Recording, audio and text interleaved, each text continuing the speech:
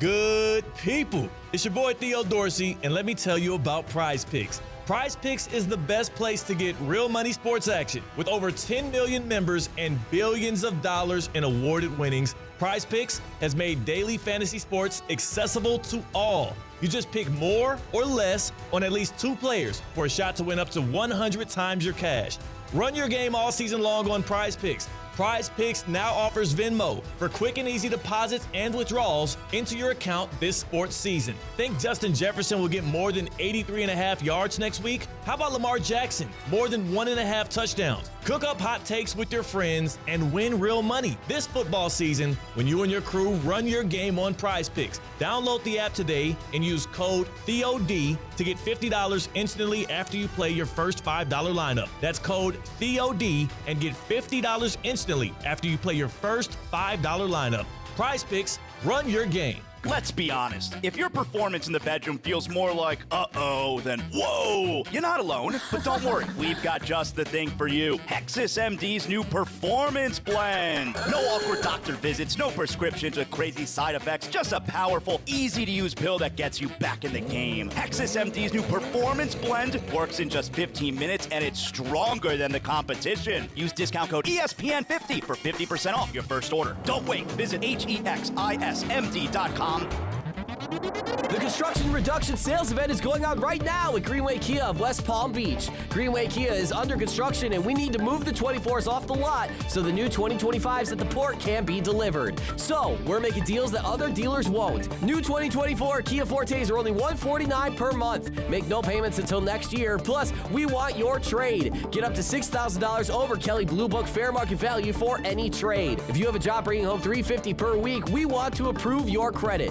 It's the season of new traditions only at Greenway Kia of West Palm Beach. Call 800-NEW-KIAs or visit online at greenwaykiawestpalmbeach.com. We want to see ya in a Greenway Kia. Qualified applicants through KFA, 24-month lease, $34.99 due at signing, 10,000 miles per year, 0 security deposit required, plus tax tag and $9.99 admin fee. Negative equity refinanced. 90 days deferred payments. Interest accrues from date of purchase. Discount includes all factory rebates to dealer. Offers don't combine. Expires 12/30/24.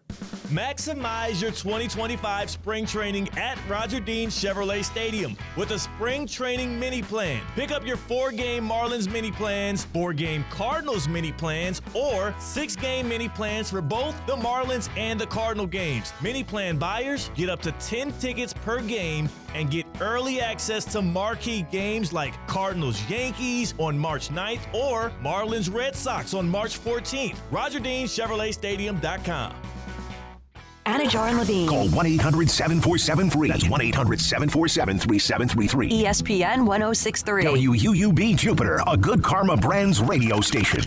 Do you have trouble getting in and out of the bathtub? Are you afraid you'll slip and fall entering or exiting a tub? Safe Step walk-in tubs can transform your bathtub from an area of concern to a calming refuge. Call them today at 1-800-731-4558 and save $1,600. Safe Step walk-in tubs and showers are proudly made in Tennessee and offer an ultra-low step-in, avoiding that difficult climb over a traditional bathtub wall. They also offer a variety of therapeutic benefits that may help soothe your aching muscles and joints, increasing your mobility, boosting your energy, and improving your sleep. Safe Step walk-in tubs are designed to easily fit your existing tub space and are often installed in as little as one day. Just dial 1-800-731-4558 today to save $1,600 and receive a free shower package. That's 1-800-731-4558 for a free no-obligation consultation and to save $1,600. Safe Step walk-in tubs. Safety never felt so good.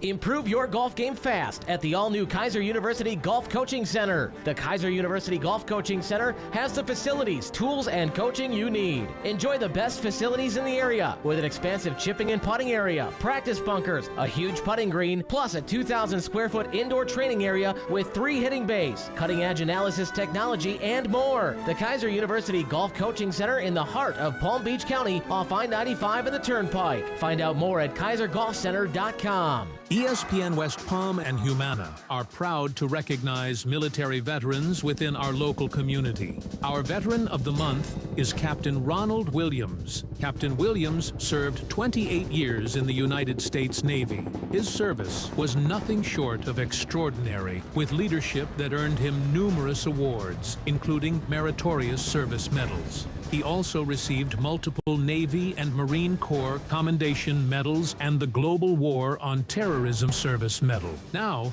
as Chief of Staff at the West Palm Beach Veterans Affairs Healthcare System, Captain Williams continues his commitment to serving his fellow veterans. A football fan and passionate supporter of the New York Giants, Captain Williams fondly remembers their 2008 Super Bowl victory when his favorite athlete, Eli Manning, led the game-winning drive. Captain Ronald Williams is the Veteran of the Month, presented by ESPN West Palm and Humana. Florida Atlantic women's basketball season is here. Join head coach Jennifer Sullivan and star guards Maya Perry and Jada Moore at Eleanor R. Baldwin Arena this year for big-time college basketball action. Groups of 15 or more get in free. Single game tickets just $10. The van, the cheerleaders, the fun, the action, it's all there with Florida Atlantic women's basketball. Visit FAUsports.com for more information. Florida Atlantic Owls, winning in paradise. Now, it's time for a little R&R. All into the bucket, lays it up and in. Ball game, Rizzo! Live in the Anajar and Levine Accident Attorney Studios, this is Russo and Rizzo on ESPN 106.3. This team is going to be tough when they finally get it together. Sit back and relax. Let Russo and Rizzo take you home. Oh, mercy! Light him up, Colin!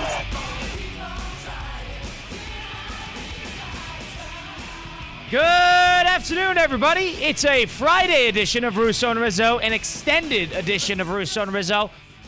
December the 6th, in the thick of December now. Having a good time. Good Thursday night football to talk about. Packed weekend ahead of us, including conference championships on the college side of things. Lions do what the Lions do. They escaped yesterday at Ford Field against the Packers. Whole lot of fun to be had.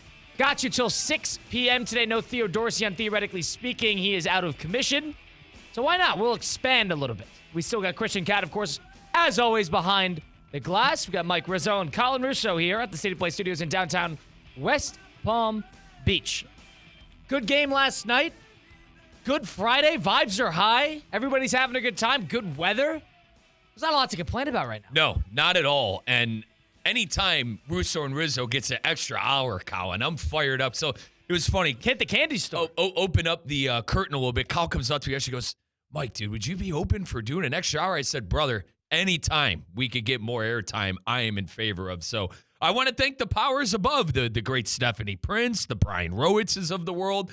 A little extra hour, Russo Rizzo. I know C-Cat's thrilled, our reluctant producer back there. What do we do with C-Cat, by the way? Do we let him talk? 2.5 hours, no talking. He called me, I don't even know if I'm allowed to say what you called me on the air before the show. Are we allowed to say that? What, a Neanderthal? There you go. Yeah, you can say that. They say that in SpongeBob, I think. Colin, what's a Neanderthal, by the way? Called you a Neanderthal? What is that? It's it's the less evolved form of human. Like caveman. Yeah, the caveman. It's like one step back. So it's a step or two above an ape, and then it's a step back from where we are now. So he was referring that I am, as the Italians call it, a stupido. I'm a stupido. Okay, all right. Maybe we don't let him talk till the 5 o'clock hour. Why did he call you a Neanderthal? Because I asked what the password to the computer was, and I astutely saw the note that our director of operations, Dave Drudo, left under the computer in case you need to type in the password, which had the password. We're supposed to hear from Todd Fleming, the executive director of the Cognizant Classic. He was supposed to be here joining us now. You know what? But I guess we're on celebrity time, so I guess when he strolls in, the meeting starts. Here's the thing, Colin, here's the thing. We're going to let him have it when he comes in. He's got the blue flu. I got the blue flu, too, after that Ohio. So, Fleming's a huge Ohio State guy like myself. I think he has the blue flu because we're still struggling from that loss, partner. We're still reeling it. They got a still reeling. He's wide still open showing weekend. Up. Wide open weekend for Buckeye fans. Oh God. Are you going to Indianapolis? A Penn State fan. Yeah, I am flying to the Big Ten championship game in Indy. My flight's at 8:57 tomorrow morning. You coming back the Sunday morning? I'm coming back Sunday right after midnight. Jeez, oh man, dude. So Sunday midnight, as in Sunday or Monday? 2 a.m. Monday. So yeah, I'll be at work on Monday. Why 2 a.m. Monday? Was that just the best flight, the cheapest flight? Yeah. That's Just hang out in Indianapolis by myself for a Sunday. Good walking city. I'll give you some things to do. You could go check out the Butler Stadium. They got a good little mall. There's Butler's in Indiana? I didn't know that. Like the university? Yeah. Why do they have a game on Sunday? It's in Indianapolis. That's a good question. They might have a game, so you should go check that out. Yeah, Great idea. Caitlin Clark goes to those games. There's a famous steakhouse called dude. St. Elmo's. And I'm not saying you probably wouldn't be able to get a reservation on a weekend like this. For one, please. Let's put it this way. Maybe go sit at the bar and see what they got. But it's a great spot. To Colin's points, where all the media goes. Like when I used to work for ESPN Cleveland, Tony Grossi, who covers the Browns, he would always, when he would go to the combine, he would always go. There's one spot in Indianapolis, and it's St. Elmo's. That's where everybody, like, I remember I was there for Big Ten Media Day, and all the coaches go there after, like, together. So it's like a whole thing. It's a who's who when you go in there. It's worthy of checking out. It's a nice little street they got. It's a walkable city, very underrated walkable city. I told Christian, there's great food in Indianapolis. Everyone's like, oh, you're going to have nothing to do. Dude, Indianapolis is a great Midwestern city. Honest to God. Now, it's going to be freezing. All right. It's going to be freezing. Be prepared for that. But they got like a Peyton Manning statue, and then they got a couple other statues. So go look at the statues for a couple hours and then have a good time. Since I am only there for one night, I considered flying with no luggage. No personal item, no carry-on, no checked bag. Walking in with just the clothes that I have on. For fun? Yeah, and also for necessity, so I can Uber straight from the airport to downtown, get to drinking, and do whatever, rather than have to go. Do you have a hotel room? Got an Airbnb I'm sharing with some buddies. Brother, bring a backpack, go to the Airbnb, take a shower, and go out. What are we doing here? Hold on, you land at like 10 a.m., and your reasoning is that you want to go straight to the bar? I land at noon. You're not even going to be, when are you going to be able to check into your Airbnb? That's not going to be till later. What time's the game? Well, the game's 7. Wait, is that Central Time? I believe no, it's not. It's Eastern Time. It's on the edge. Eastern. It's on the Correct. edge. It's Eastern. Because it's about an hour eastward of South Bend, which is on the line. We have the Airbnb for Friday night and Saturday. I just can't get there until Saturday morning because they're driving from their jobs across the state into Indianapolis. So they're going to be my friends at the Airbnb will have it the night before. No. Never mind. Okay, so you're set. Christian, pack a bag. What wouldn't you Pack have a bag. Imagine just flying? What time do you land? What time do you land, brother? You can at noon. Let's put it this way, all right? Realistically, are your college buddies going to be up and at them, like getting ready to hit the head or hit the road, hit the town at noon? Well, you got to rush to drink more, right? Can I make a suggestion? So they have a word for this. See, Kat, this is what you do. This is what you do. You got to you got your certified edition Good Karma backpack, dude. Put an extra pair of skinnies in there. Put an extra pair of socks. Put some pajamas in there, and pajamas. You don't need pajamas. Yeah, you do. You need a big T-shirt to sleep in. You don't need to get harassed if I show up in my jams with all my college buddies. What do you mean your jams? You never hear the end of it. Pajamas, I agree with this 100%. Guys. My pajamas is a big T-shirt and some skinnies. All right, this isn't me jumping into my Sesame Street Elmo onesie. Okay. You just need to bring an extra pair of underwear. Bring underwear, socks, a change of clothes for the airport.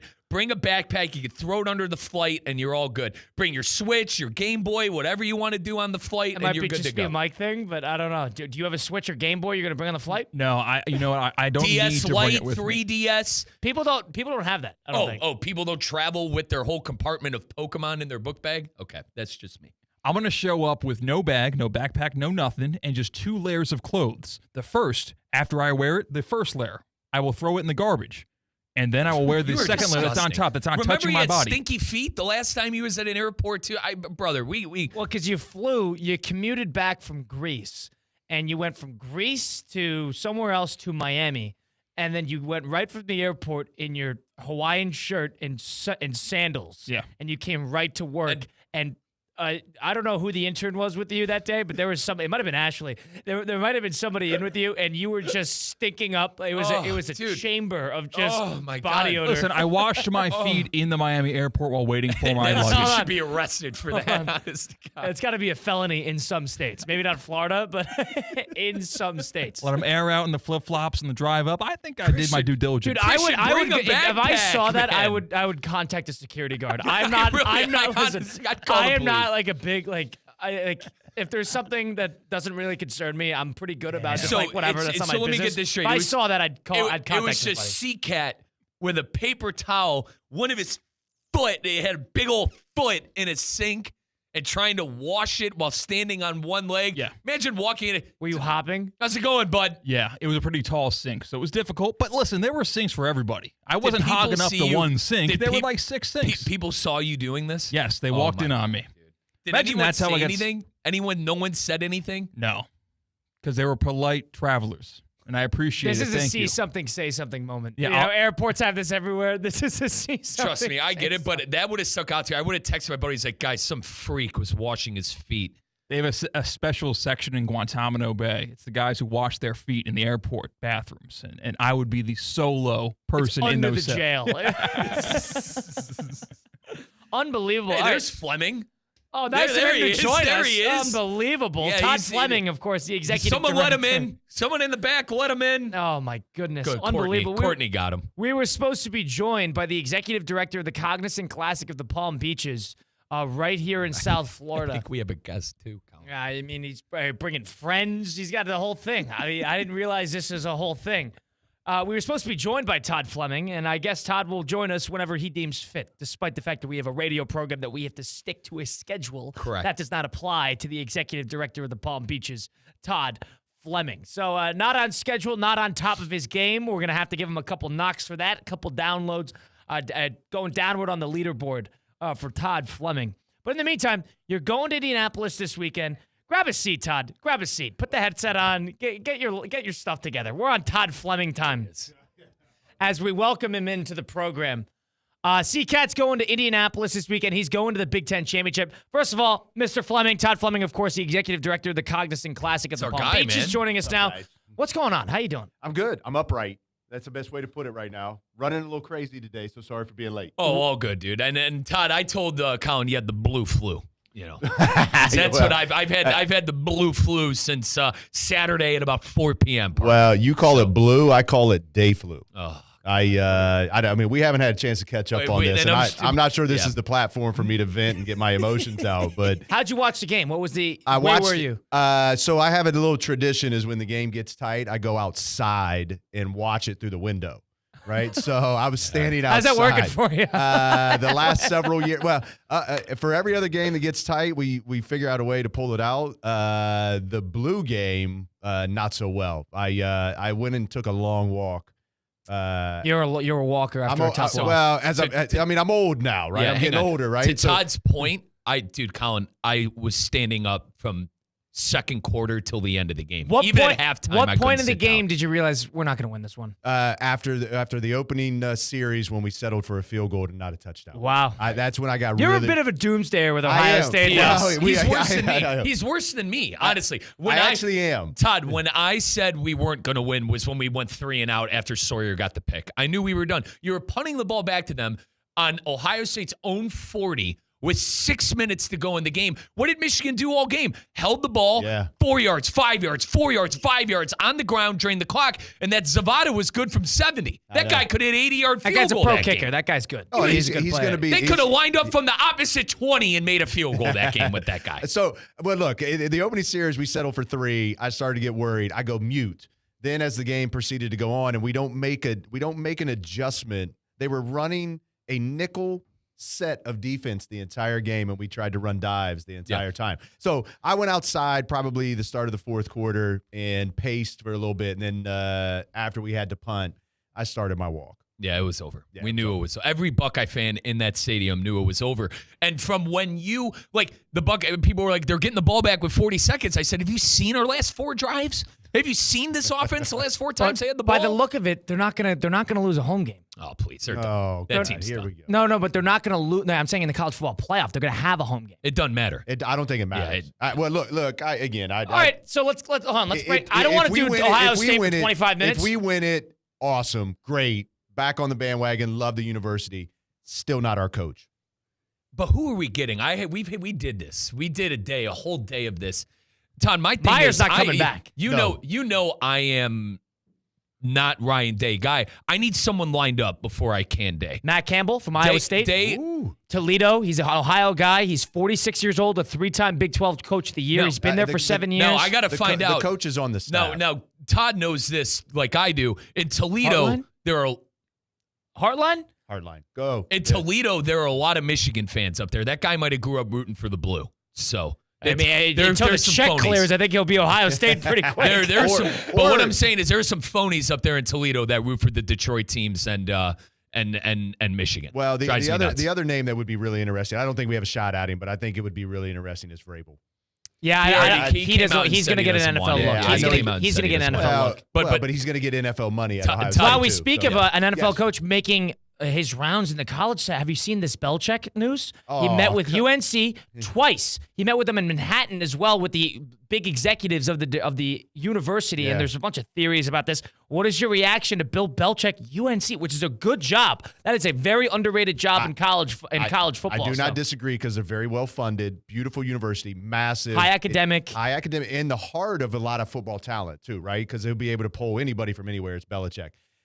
I looked at it as, and my takeaway is, he's just setting the table and he's letting the NFL teams know I'm open for business. You think so? I do. I mean, does look, he need to do that? He's so close to breaking the all-time wins record He's in the 15 NFL. wins away, yeah. Why would you go into college Very and waste a few years, right? Well, I shouldn't say waste a few years. Or make that decision. They don't count towards your wins record. Yep. He'll be in an NFL sideline next year. I told Colin yesterday, I thought it was smoke and mirrors. I think it was more or less to up the, hey, you better start interviewing me now because I have other options. Well, it's the other thing. This was a flex move to be like, hey, Yes. I don't need you, you know? Well, I look at it as a flex move to say, hey, people like me, right? Because he's got this persona that he's not likable. He's not easy And to work with. this media year he's had has been trying to been make all himself of a little that. bit more likable. Well, and that's a little bit of this too. Is hey, college, the boosters like me. People like me. I look at it Now, as smoke and mirrors. Some people are, I guess, theorizing that this has a lot to do with his son, Steve Belichick, who's the Washington defensive coordinator, University of Washington.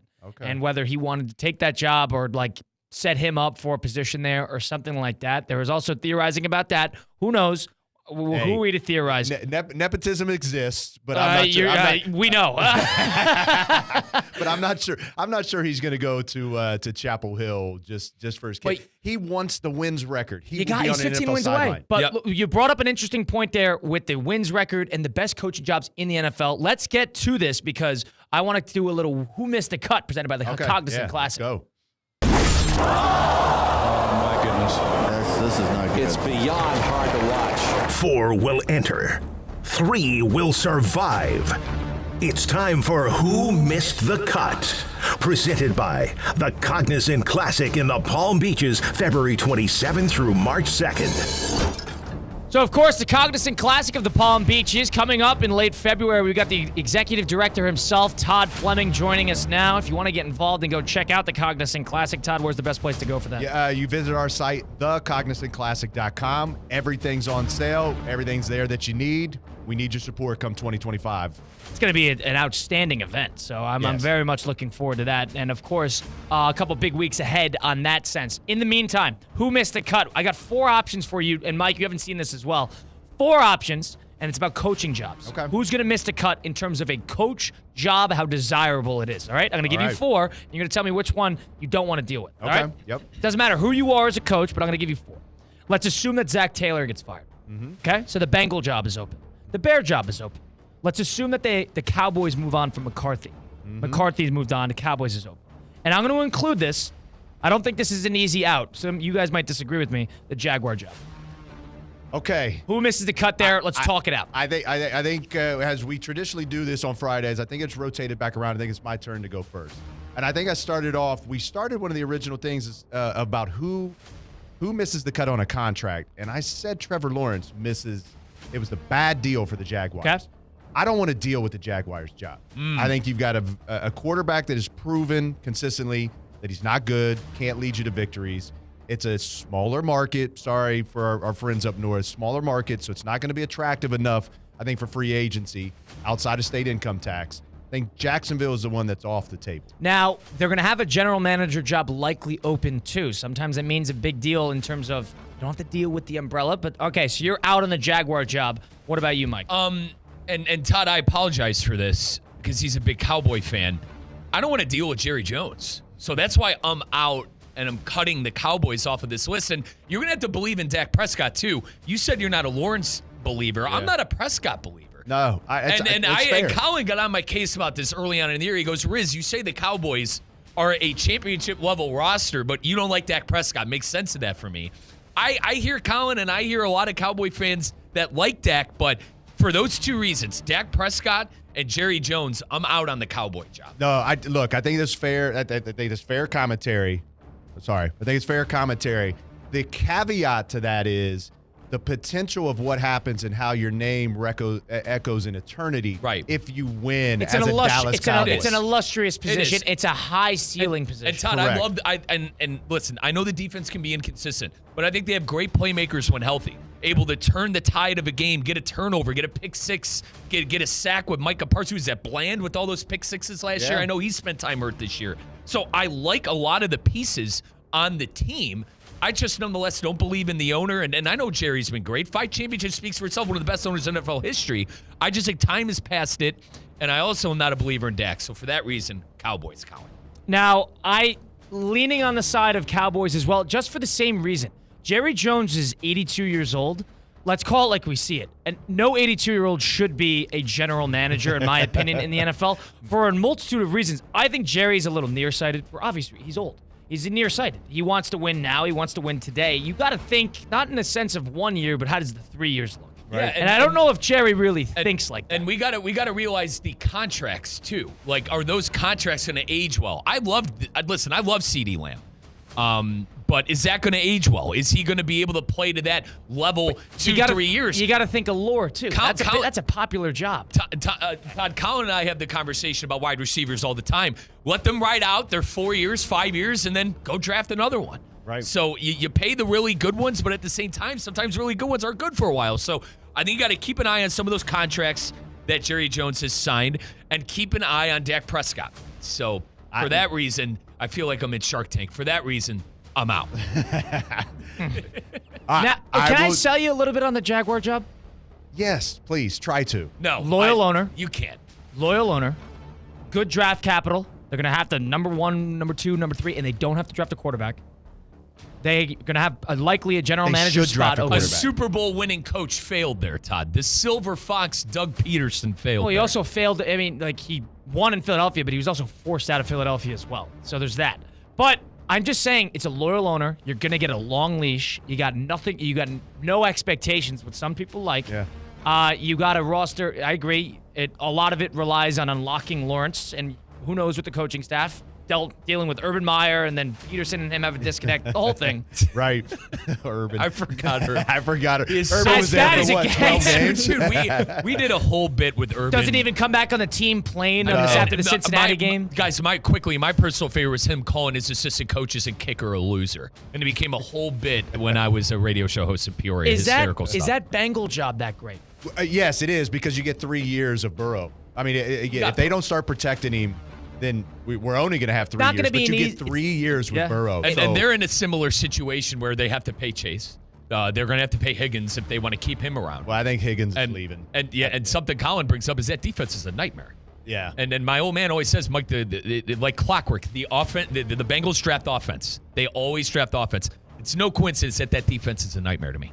Yeah, it's a tricky spot because they're a bit one hand behind the back. Because financially, you're incentivized to 2 players on the offense that are going to be making half the salary cap. You guys know they still practice outdoors, right? They don't have a dome. They don't have a bubble. Well, it's a cheap owner. Cheap owner. And listen, I like to give the Browns the benefit of the doubt because I'm a huge Paul Brown guy, being from where I'm from. Yeah. But some pretty Bush League stuff over there. Yeah, it's not for them to have the success that they've had. Right, the Cards have fell their way from a draft standpoint. So, but you get a chance to maximize that over the next couple years. So I think it's one of the more appealing jobs on the Because of Burrow. Because of Burrow. Todd Fleming, the executive director of the Cognizant Classic of the Palm Beach, is joining us now on Russo and Rizzo on ESPN 106.3. You're a Cowboy guy. You know the Cowboys. Now, one thing about that is this a job that's going to be reliant on them kind of having a marriage with Jerry Jones? Is Jerry Jones eventually going to step back in your eyes? Where does that lie here? Is he going to get somebody that could be another Jerry Jones puppet and make sure that you abide within his rules? Or are they going to stick with McCarthy? No, well, they shouldn't stick with McCarthy. I have no idea what he's going to plan on doing, but I think it's pretty clear that you're not going to win with him at the helm. So, but I think your point's correct. Like, no matter what Jerry's never going to step away, right? I mean, it's his team. He owns it.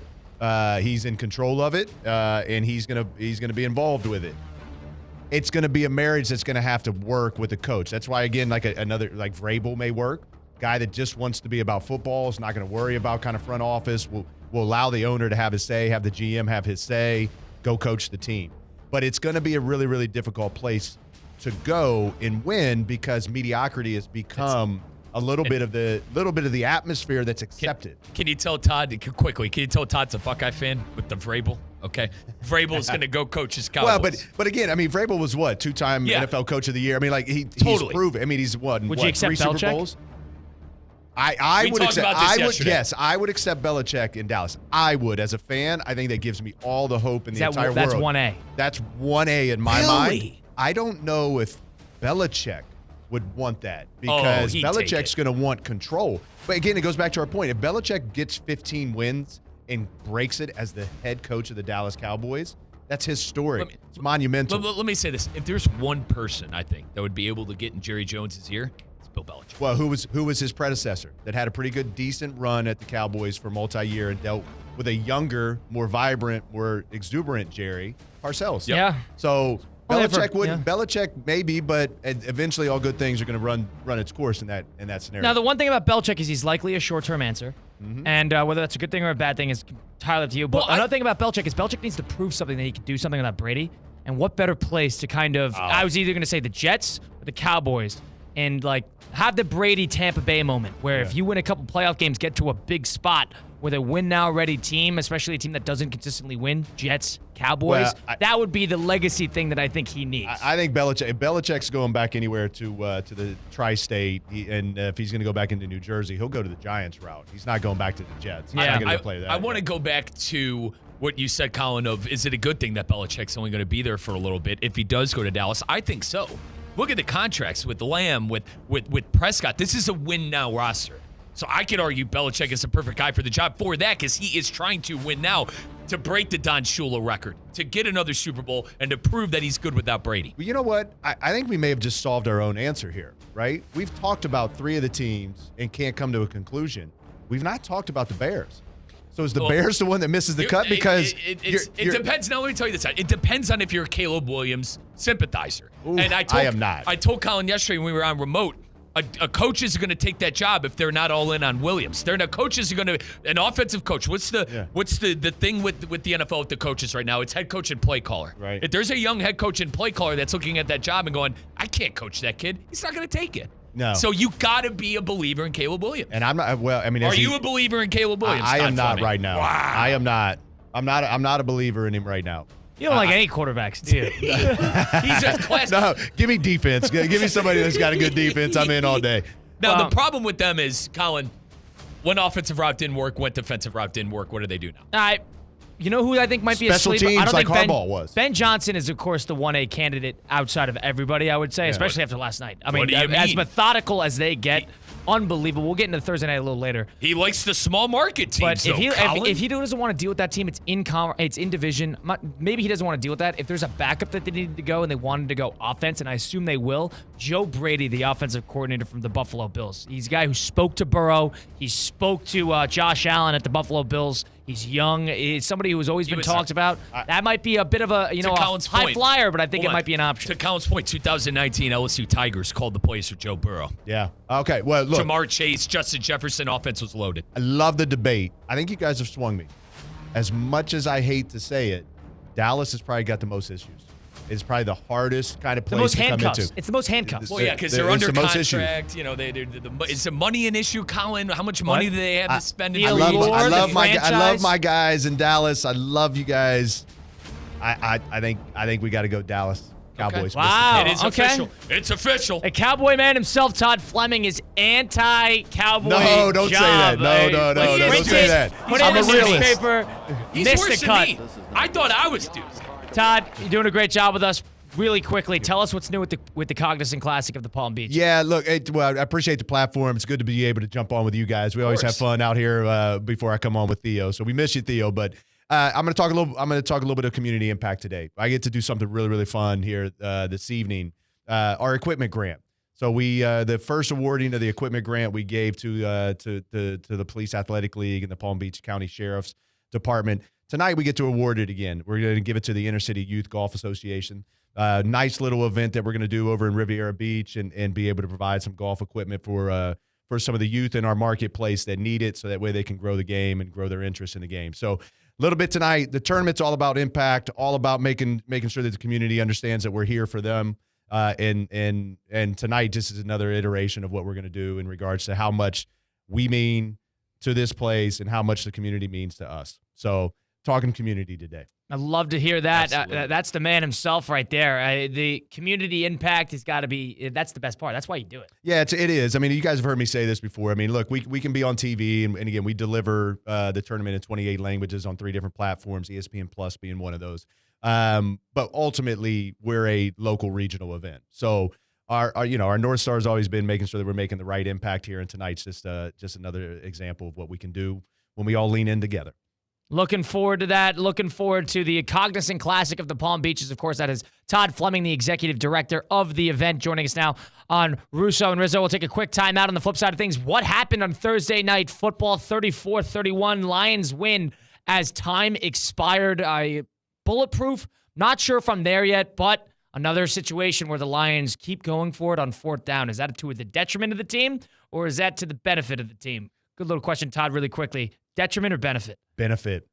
Default aggression all the time. All right. Todd wants the aggressive head coach. We'll see what happens then. We'll continue on the conversation. It's Russo and Rizzo on ESPN 106.3. Live from the Anajar and Levine Accident Attorney Studios. Anajar and Levine Accident Attorneys. Call 1-800-747-FREE. This is ESPN 106.3. Good people. It's your boy Theo Dorsey, and let me tell you about Prize Picks. Prize Picks is the best place to get real money sports action. With over 10 million members and billions of dollars in awarded winnings, Prize Picks has made daily fantasy sports accessible to all. You just pick more or less on at least 2 players for a shot to win up to 100 times your cash. Run your game all season long on Prize Picks. Prize Picks now offers Venmo for quick and easy deposits and withdrawals into your account this sports season. Think Justin Jefferson will get more than 83.5 yards next week? How about Lamar Jackson? More than 1.5 touchdowns. Cook up hot takes with your friends and win real money this football season when you and your crew run your game on Prize Picks. Download the app today and use code THEOD to get $50 instantly after you play your first $5 lineup. That's code THEOD and get $50 instantly after you play your first $5 lineup. Prize Picks, run your game. Time now for a PNC pause. PNC Bank is committed to helping the customers and the communities they serve move forward financially. See how they can make a difference for you at PNC.com. Good Greek moving and storage. Your superhero movers. HSS Florida presents ESPN West Palm's High School Game Day, supported by Smith Ball Baez and Prather.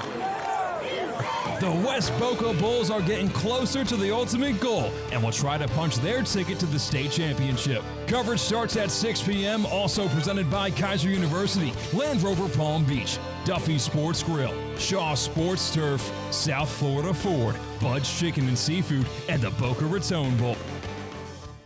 Hi, this is Scott Smith with Smith Ball Baez and Prather, Florida Injury Lawyers. We are a Florida civil trial law firm that specializes in the areas of personal injury and wrongful death. Our offices are located in Palm Beach Gardens, Boca Raton, and Port St. Lucie.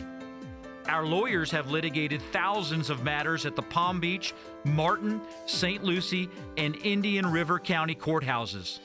Our lawyers, paralegals, and other numerous members of our legal team live in Palm Beach County and Treasure Coast cities and towns such as West Palm Beach, Port St. Lucie, Lake Worth, Palm Beach Gardens, Palm City, Jupiter, and others just like you and your families. We are a statewide recognized law firm, but it is your community and your families that we live and associate with on a daily basis. Our most satisfying achievement is when we know that our legal power has helped a fellow member of our Palm Beach County and Treasure Coast community secure a fair and just huge result. If you've been injured, the lawyers at Smith, Ball, Baez, and Prather will help. Call us at 500-HELP, 500-HELP. With Smith, Ball, Baez, and Prather, help is just a local phone call away. Offices Palm Beach Gardens, Boca Raton, and Port St. Lucie. Your golf tip of the day is presented by the Club at Lost Lake in Hope Sound. Side spin is never good for a putt. Even the slightest rotation left or right can knock your ball offline by feet. To avoid slicing your putt, draw a straight line all the way around your golf ball. Place the ball on the green with the line pointing directly at the hole for a relatively straight putt. When putting, use a smooth pendulum stroke. Hit the ball so that the line rolls end over end. If the line wobbles, side spin is affecting your putt. A great way to practice is with the push drill. Place the putter directly behind the ball and push it straight toward the hole, focusing on a smooth roll. Once you master this, gradually add your backswing to perfect your stroke. A ball that starts online tends to stay online, so take the time to align your shot carefully. Trust the process, and with practice, your consistency will improve dramatically. Remember, every detail matters when it comes to precision. For more on memberships, visit theclubatlostlake.com.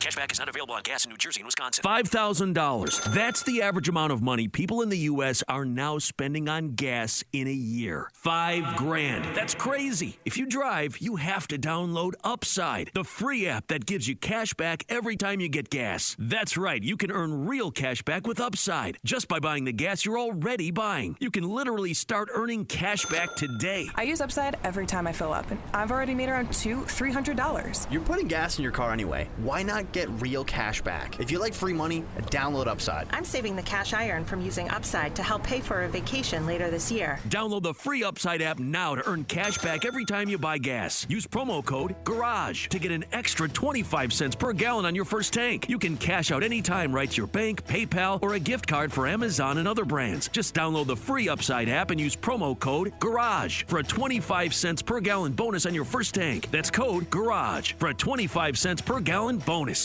Banyan Printing and Signs wishes you a happy and healthy holiday season. Thank you for making Banyan your trusted printing, mailing, and signage partner in the Palm Beaches for over 47 years. From A-frames to yard signs, business cards to booklets, and much more, plus a big announcement coming in 2025. Get started at banyanonline.com or by calling 561-586-6220. Happy holidays from Banyan Printing and Signs, the official printing partner of ESPN West Palm and Kaiser Athletics.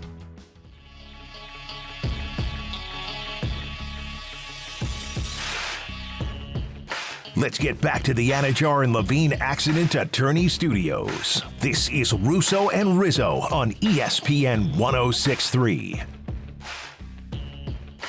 Rolling on here on a end of the week edition, Friday edition that is, of Russo and Rizzo on ESPN 106.3. We're live at the City Place Studios in West Palm Beach. Colin Russo, Mike Rizzo, of course, Christian Cat helping us out as always behind the glass. We just heard from Todd Fleming, the executive director of the Cognizant Classic of the Palm Beaches. If you missed any of that, go to Apple, Spotify, wherever you get your podcast to listen back to the show. We're live. We're streaming. We're on YouTube, Facebook, and Twitter at ESPN West Palm if you want to see our pretty faces instead of just listening to us on the radio. But let's welcome in another friend of the program, Mr. Jonathan Zaslow of the Zaslow Show 2.0 and the College Football Tour on ESPN Radio. Joining us now, Mr. Zaslow, what is going on? How we doing? I'm in Atlanta. It's good to see you guys through the video. I landed here a couple hours ago. SEC Championship tomorrow. This is the place to be. Everybody's here, guys. Why aren't you here? So I don't know if ESPN West Palm has the budget That's for what this. I was about to say. Budget issues, I think, was what we ran into. You have to go Zaz. a little higher than Mike and I, the foot soldiers, if you want to find an answer to that question. But in the meantime, Atlanta, any feel in terms of how the fans have traveled so far? Give us a rundown. So I have already gone out to lunch, all right? Had a bunch of Texas fans and Georgia fans at the bar that I was at, all right? That's a good sign because you guys tell me what you think. I'm interested in what the crowd is going to be like here tomorrow because obviously it's going to be majority Georgia. I mean, we're only 90 minutes from Athens, all right? It's going to be a massive Georgia crowd. But I wonder, and this is a case study, right? I wonder how the Texas fan is going to travel because you got to remember that the Texas fan has potentially 3 more neutral site games that they may want to pay for, buy a plane ticket, buy a ticket for the game, hotel. Like, I wonder, do you spend the money and come to the SEC championship when you got several more games in front of you? This is very new. I expect this to be a home game for Georgia's ass, if I'm being quite honest, like 80-20, 70-30. So Texas has good fans. So, they got rich fans too. Oh, they do. They travel well, but I mean, brother, it's in their backyard. This is the first year. This is their first year in the SEC championship game. If you want to flip it on the other side, Georgia's in this game every year. Texas, first time in the SEC championship game. There's a bit of a lure to that, that they can be crowned first year in that SEC chip. It's a little different than the Big 12. There's that. So I'm very curious. We'll talk to you next week and get a full feel once you actually see what's going on within the stadium. But let's get into that game a little bit. Of course, SEC championship game, both teams in. But this is a game that's very implicating in terms of who gets that bye. What do you really anticipate in terms of what you're seeing in that SEC championship game in Atlanta tomorrow? Well, I think either Georgia's going to make me look really smart or really stupid. I've been on Georgia's tip all season long. I felt they're the best team in the SEC. I felt they're the best team in the country. They got an opportunity to prove it here. And, of course, this is a rematch to one of the other games that we were at for college football tailgate, which is every Saturday morning, ESPN Eastern Time. Myself, Rashad Jennings, and my girl Amber Wilson rejoins us tomorrow. She's coming back from maternity leave. So The whole crew, we got the whole show. We were in Austin for Georgia's, you can make the case, best win of the season, where they really crushed Texas. It was Texas's only loss of the season. Georgia wins that game 30-15. Georgia needed that game so badly, too. They really kind of reminded everybody that they've been the top dog. But here's the thing. If you go back to that game, it was really just a mess for Texas. And Georgia was able to take advantage. Lots of turnovers. Quinn Ewers was terrible. You'll remember they pulled Ewers late in the first half. See if Arch Manning can give them a little bit of a spark. He was just as bad. So Texas, turnovers all over the place. Georgia had short field the whole game. They took advantage of a bunch of field goals. So it's not as if Georgia played great that game. It was that Texas was terrible. I expect both teams to be really good tomorrow afternoon. Zaz, keeping my Buckeyes out of it because they stink. Oregon, Texas, Penn State, Georgia. You labeled Georgia best team in the country. How similar are all these teams, though, Zaz? I think they probably are pretty similar. Obviously, if you want to make the case about Oregon, they're undefeated. You want to give them the nod. That's fine. But you look at Georgia and Texas, I'm going to take an experienced Georgia team over this Texas team. I'm not going to give you my pick for the game, actually, because everybody knows I make my pick at the end of college football tailgate tomorrow. I'll never do it before. But Georgia is experienced, and you look at Penn State has experience at losing in these big spots. Now, that whole narrative can get flipped on its head, even though Penn State lost to Ohio State. If James Franklin and Penn State can win tomorrow night, then who the heck cares? You're looking at maybe number 1 overall seed Penn State, depending on what happens tomorrow afternoon with the SEC. I'm under the impression that we don't have a top dog, top of the food chain type of team that we have had in the past, like a Clemson, like an LSU, like a Georgia those 2 years, like an Alabama with the Mac Jones year. I don't know if we have a top of the food chain type of team in the field this year, which I think is a good thing. But ultimately, the committee did have some decisions to make this past week. We talked earlier in the week before it actually came out. But I want to get your thoughts now and circle back. Of course, you're a Miami guy. Miami, outside looking in, effectively eliminated, and Alabama's going to get that nod. From your perspective now, some Miami fans are complaining about it. Some people didn't want the SEC involved. Some people wanted to leave it a little more up to interpretation. What was your reaction to how the committee handled, I guess, the 5 through 12 ranking over the weekend? Over the week? Obviously, I'm bummed because I wanted Miami in it. But when we're opening it up to a 12-team college football playoff as opposed to a 4-team, the teams that are 4th and 5th, which right now are Notre Dame and Georgia, those are among the elite teams.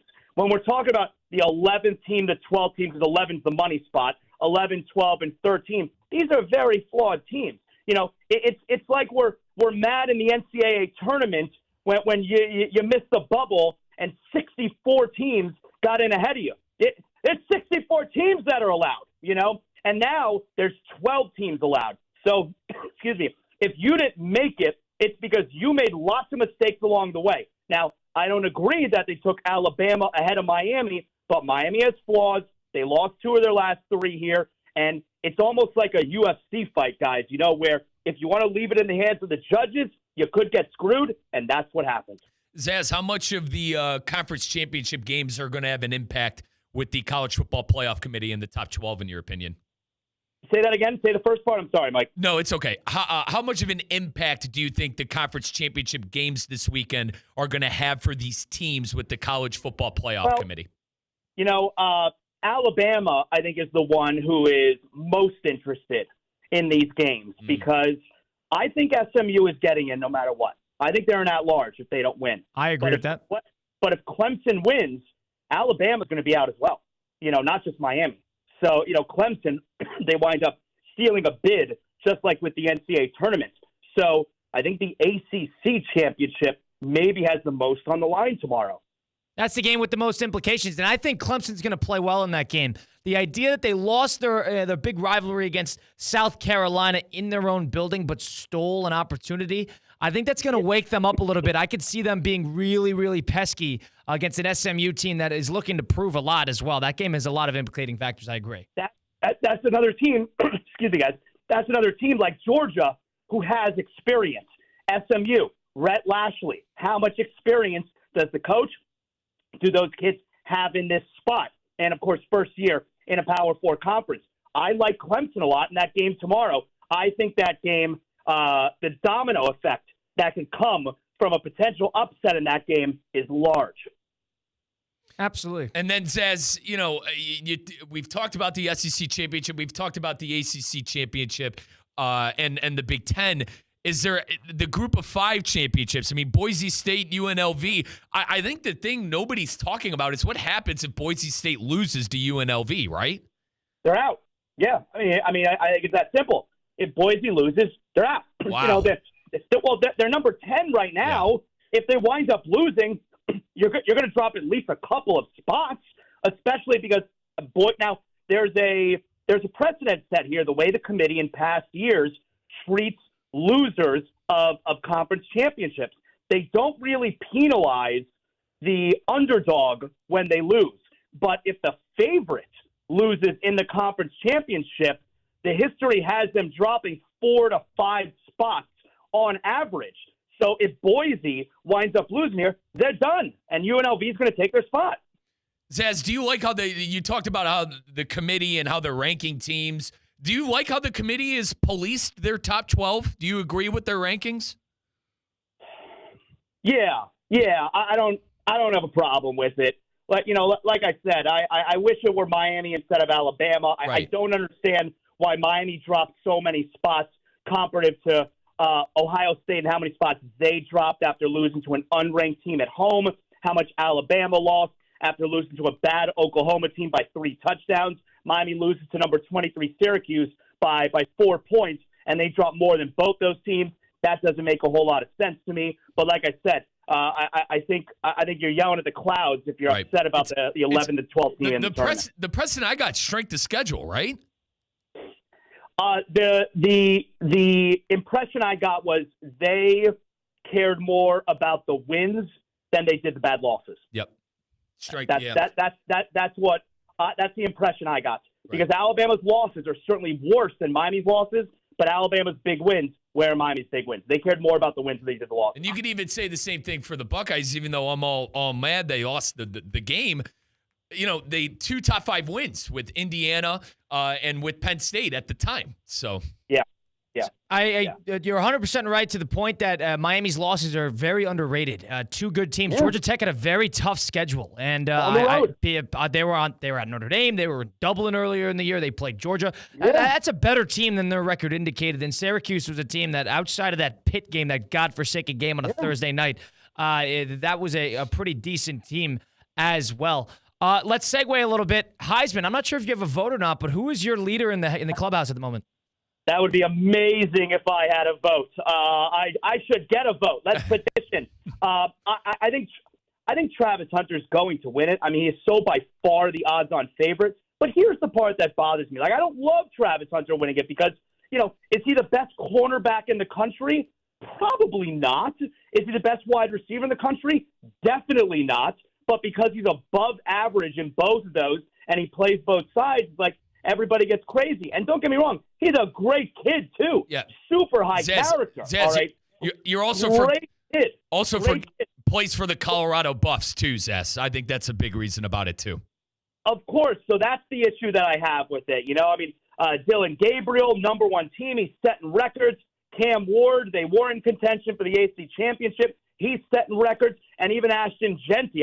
I would not vote for Travis Hunter, but I do not have. Yeah, Zaz, I totally agree with you. We had Colin, Christian, and I, or our producer CCAT, had a great conversation about this. I went Ashton Genty, Cam Ward, and then Travis Hunter in that order. I don't even think it's close. I don't think there's an argument to be made about Cam Ward winning that Heisman over the likes of Hunter and Genty. I understand the Genty argument. That makes sense. But the idea that Dylan Gabriel, who's not had as good of a season as Bo Nix did 1 year ago, and or Cam Ward, who had 2 terrible losses and hadn't had a big win, a complaining win all year. You just said they're underrated losses. Underrated losses, but no big wins. I just said big wins. Fair enough. I get the love for Travis Hunter. He's not Desmond Howard. Like, he wasn't doing what Desmond Howard was doing, playing both sides. What I'm saying, he wasn't as good at those 2 positions as Desmond was when he was playing multiple positions in one. Now, Zaz, if they hold on, yeah, hold on.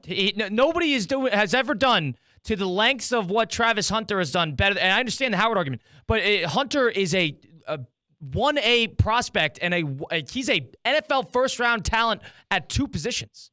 Like, an NFL team's not going to have him play 2 positions, though. I think he's probably going to be a corner, and he's going to be utilized in the wide receiver position 10 to 15 snaps a game. Would that be fair? Maybe. Like, when's the last time we saw that out of an NFL player? When's the last time we saw anything that Travis Hunter has done? It's the chicken or the egg. Mm-hmm. Yeah. No, you're right. You're right. If he was just a cornerback, didn't play wide receiver, would he be the number 1 overall pick in the draft? He's toward being the number 1 overall pick. Oh, I mean, yeah. If one guy didn't have his right arm, would he just be a lefty? Like, my point is, like, he does do both. Zaz, that's what we have to acknowledge. Let me ask you this. Excellent job. Let me ask you this, Zaz. If he played for South Carolina, is he even in the conversation for the Heisman Trophy? Thank you. Thank you. So I don't agree with this at all. If he was in South Carolina at an SEC level doing this, despite the fact that there's no other person in the country doing this, doesn't matter if they're Colorado or not, and Colorado, a team that had 0 wins 2 years ago, all of a sudden he is a product of the brand around him and not because of the product of the player? He'd be invited to New York. Do I think he would be this? He is a massive favorite. You go to ESPN Bet, he is a massive odds-on favorite. Would he be if he played for South Carolina? No, I don't believe so. He'd be invited to New York. He'd be invited. Well, also, Colorado's handing out gift baskets. I told Coach Prime on air yesterday, if he wants to swing my bone, and Zaz, I told some, I have the ear. I'm not going to say who, but I have the ear of a Heisman wink, wink trophy voter. Okay. I told him to, $500 Nintendo gift card for my new Switch that comes out in a couple of months. Zaz, they're sending care packages to Heisman voters, trying to sway them into voting. This is why I can't take this seriously, because that is the basis of Mike's anti-Travis Hunter campaign. Is the fact that they sent care packages after the season is completed. Michael Scott gift bags. Hunter has been the favorite since the beginning of the season. And the fact that... Nothing wrong with that. Nothing wrong with the gift baskets. All that stuff is totally kosher now. Nothing wrong with that. All Mike, right. come on. All right. I don't know. It seems a little office to me and Michael Scott. I don't like it either.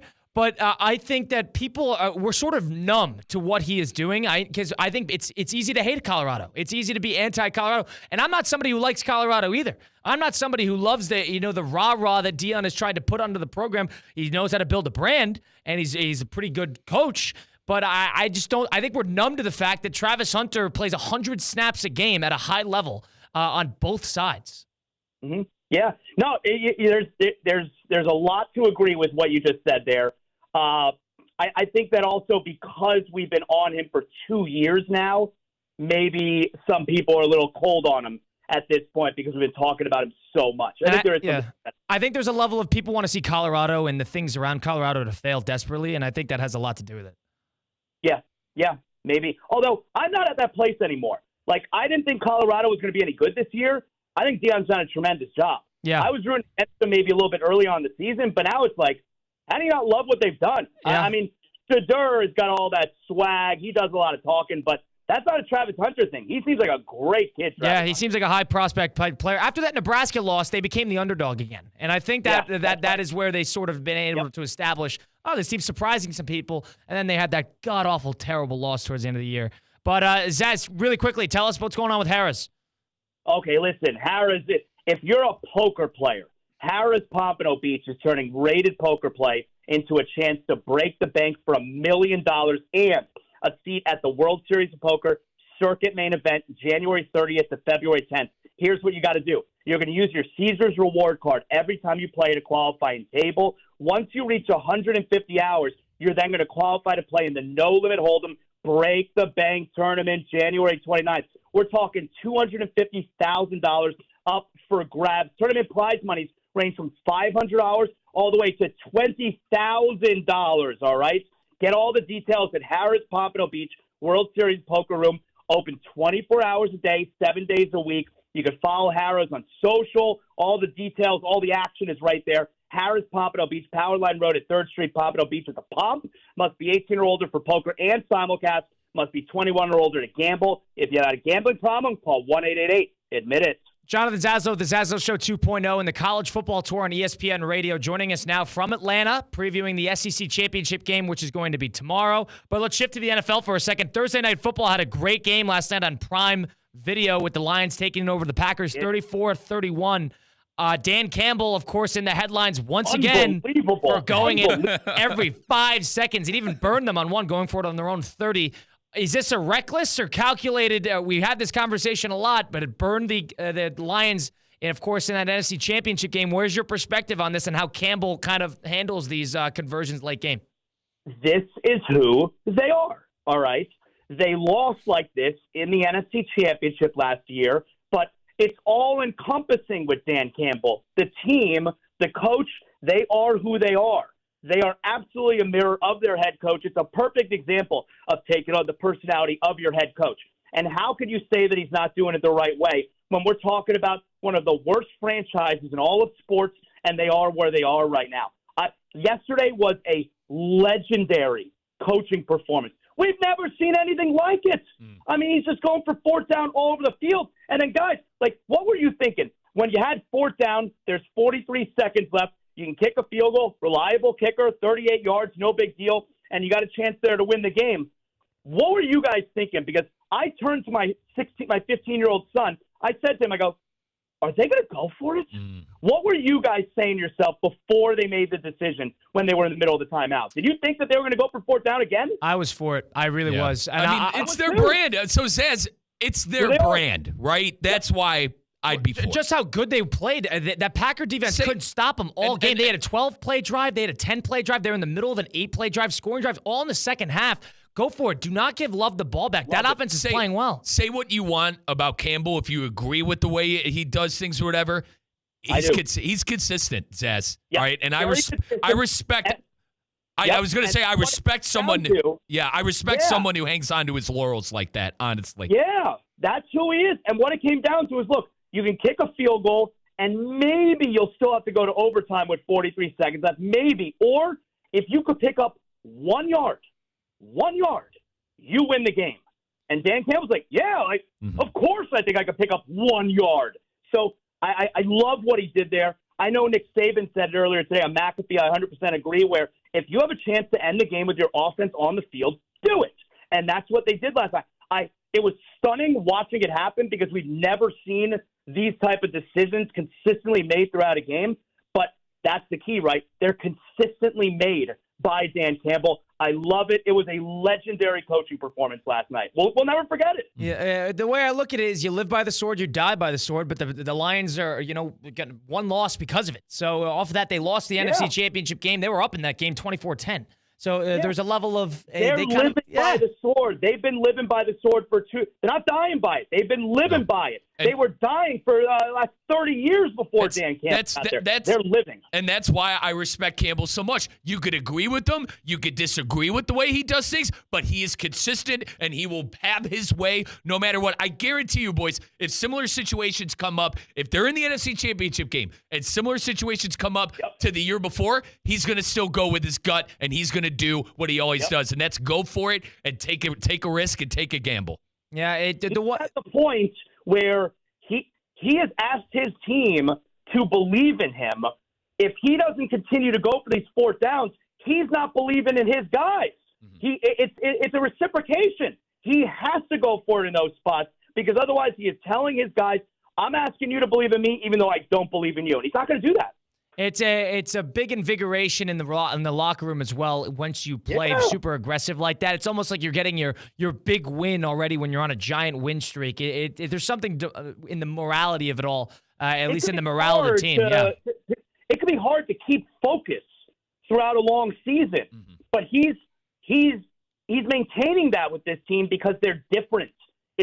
And he has them believing that they are different. Yeah, and I don't think Dan Campbell should get all the credit. I think Ben Johnson, that offensive coordinator, put on an absolute clinic with how he called those drives, as methodical as it comes. They're all on the same page. That whole operation is all on the same page. Yep, great team. Great, really fun, easy to root for. Now, Zaz, lastly, before we let you go, you're in Atlanta. I'm sure you're getting your steps in, walking around the city, getting a feel. Tell us about Hexus MD. Oh, well, let me tell you something about Hexus. We know that Hexus keeps us healthy, but let's be honest, all right? Sometimes we need a little bit of help, guys, in the bedroom, all right? And if you're one of those guys that needs a little bit of help, Hexus has just the thing for you. Hexus MD's new Performance Blend. You can think of it like a turbo boost for your engine, guys, all right? You don't have to do any awkward doctor visits, no prescriptions that have crazy side effects, just a powerful, easy-to-use pill gets you right back in the game. Hexus MD's new Performance Blend. It gives you the stamina, the confidence we all deserve. Works in just 15 minutes. So easy. And then you're stronger than all the competition. Visit HexusMD.com. That's HEXISMD.com. Get back to your best self with a little help from Hexus MD. We'll see if Georgia's stronger than the competition tomorrow in the SEC Championship game. You could hear Jonathan Zaslow, of course, on the College Football Tour. That will be previewing the game tomorrow. We appreciate you joining us, as always, 2 times in 1 week. Looking forward to speaking again next week when we have a sense of the college football playoff. Great job, as always, Zaz. Appreciate it. Zaz, my man, have fun in Atlanta, brother. Thank you. We'll see you next week. Enjoy the games. Sounds good. That's Jonathan Zaslow joining us, as always. Stronger than the competition, as he says. So I appreciate him taking us. Giving us the time there. We got to get into some Thursday night football game and open up the phone lines. The Baptist Health Hotline, of course, 888-760-3776. Dan Campbell went for it multiple times yesterday in big spots. Got burned on his own 30. They scored because of it. Able to respond. Did it at the end of the game with 43 seconds to go on a 4th and 1 when he could kick the field goal and take the lead. This is what Dan Campbell does. This is the identity that the Lions have created for themselves. But is the definition of insanity doing the same thing and expecting different results? We get into that a little bit next. 888-760-3776. Give us your thoughts on Dan Campbell's coaching ethics. Phone lines are open. Russo and Rizzo, ESPN 106.3. Anajar and Levine. Call 1-800-747-FREE. That's 1-800-747-3733. ESPN 106.3. WUUB Jupiter, a Good Karma Brands radio station. Good people. It's your boy Theo Dorsey, and let me tell you about Prize Picks. Prize Picks is the best place to get real money sports action. With over 10 million members and billions of dollars in awarded winnings, Prize Picks has made daily fantasy sports accessible to all. You just pick more or less on at least 2 players for a shot to win up to 100 times your cash. Run your game all season long on Prize Picks. Prize Picks now offers Venmo for quick and easy deposits and withdrawals into your account this sports season. Think Justin Jefferson will get more than 83.5 yards next week? How about Lamar Jackson? More than 1.5 touchdowns. Cook up hot takes with your friends and win real money this football season when you and your crew run your game on Prize Picks. Download the app today and use code THEOD to get $50 instantly after you play your first $5 lineup. That's code THEOD and get $50 instantly after you play your first $5 lineup. Prize Picks, run your game. Want to accelerate your career as a manager or executive in the exciting industry of sports? Florida Atlantic University's MBA in Sport Management program is ranked #1 in Florida and 10th in the world. Students learn practical and applied skills from top faculty and experts who work in the industry. With a 94% placement rate for all grads, the full-time MBA program sets students up for success in the world of sports. Check out Florida Atlantic University's MBA in Sport Management program today by going to business.fau.edu. HSS Florida presents ESPN West Palm's High School Game Day, supported by Smith Ball Baez and Prather. The West Boca Bulls are getting closer to the ultimate goal and will try to punch their ticket to the state championship. Coverage starts at 6 p.m., also presented by Kaiser University, Land Rover Palm Beach, Duffy Sports Grill, Shaw Sports Turf, South Florida Ford, Bud's Chicken and Seafood, and the Boca Raton Bowl.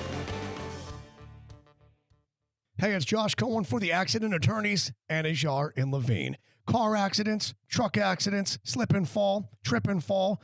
Did you get injured on the job? Workers' comp problems? My friends Mark Anajar and Glenn Levine, they will fight for you. Remember, they do not get paid unless you get paid, and they will fight to get you the maximum compensation you know you deserve. Here's what you do. You just call. Call Anajar and Levine for your absolutely free consultation. Do not settle for just any attorneys. Demand Anajar and Levine, and demand the Anajar and Levine difference. It takes just one phone call to begin to take back control of your life. So do that. Take back control of your life. Call 1-800-747-FREE. That's 1-800-747-FREE. 1-800-747-3733. Anajar and Levine, Accident Attorneys. Take back control of your life. Still looking for the ultimate gift for your sports fan? Head over to Palm Beach Autographs in the mall at Wellington Green. This week, Palm Beach Autographs presents 3 in-person signings. We get started on Friday with Chicago Bulls legend Dennis Rodman. Saturday will feature Miami Dolphins legend Bob Greasy. Then we finish up the weekend on Sunday with Stanley Cup champion goalie of the Florida Panthers, Sergei Bobrovsky. Can't make it to the mall at Wellington Green? No worries. Order online at palmbeachautographs.com. Time now for a PNC pause. PNC Bank is committed to making a difference in the lives of the customers they serve in the South Florida community. See how at pnc.com. You're listening to ESPN 106.3. As market dynamics change, the quality of service you receive from your accounting firm shouldn't. Anshin Accountants and Advisors take the time to get to know you and your unique circumstances to help resolve complex issues and develop innovative tax and accounting solutions tailored to meet your goals. If you're a high net worth individual or business owner eager for a strategy to maximize tax savings, let Anshin deliver where others can't. Visit anchin.com. Anshin Accountants and Advisors, recalculating what's possible. Every Friday is a Friday day on ESPN 106.3, served by Bud's Chicken and Seafood. Bud's uses better quality ingredients for better food and the best value. Visit any of Bud's Chicken and Seafood's 6 locations or go online now at budschicken.com. Join us on Tuesday, December 10th for the YMCA of the Palm Beach's 15th annual prayer breakfast at the Breakers Palm Beach, featuring PGA Tour professional and Jupiter resident Ricky Fowler as the keynote speaker. All funds raised at the prayer breakfast provide children and families in our community with vital programs such as swim lessons, aquatics camps, and senior wellness classes. This inspiring event is a celebration of community, faith, and generosity. Tickets and sponsorship information are available at ymcapalmbeaches.org. Now, it's time for a little R&R. All into the bucket, lays it up and in.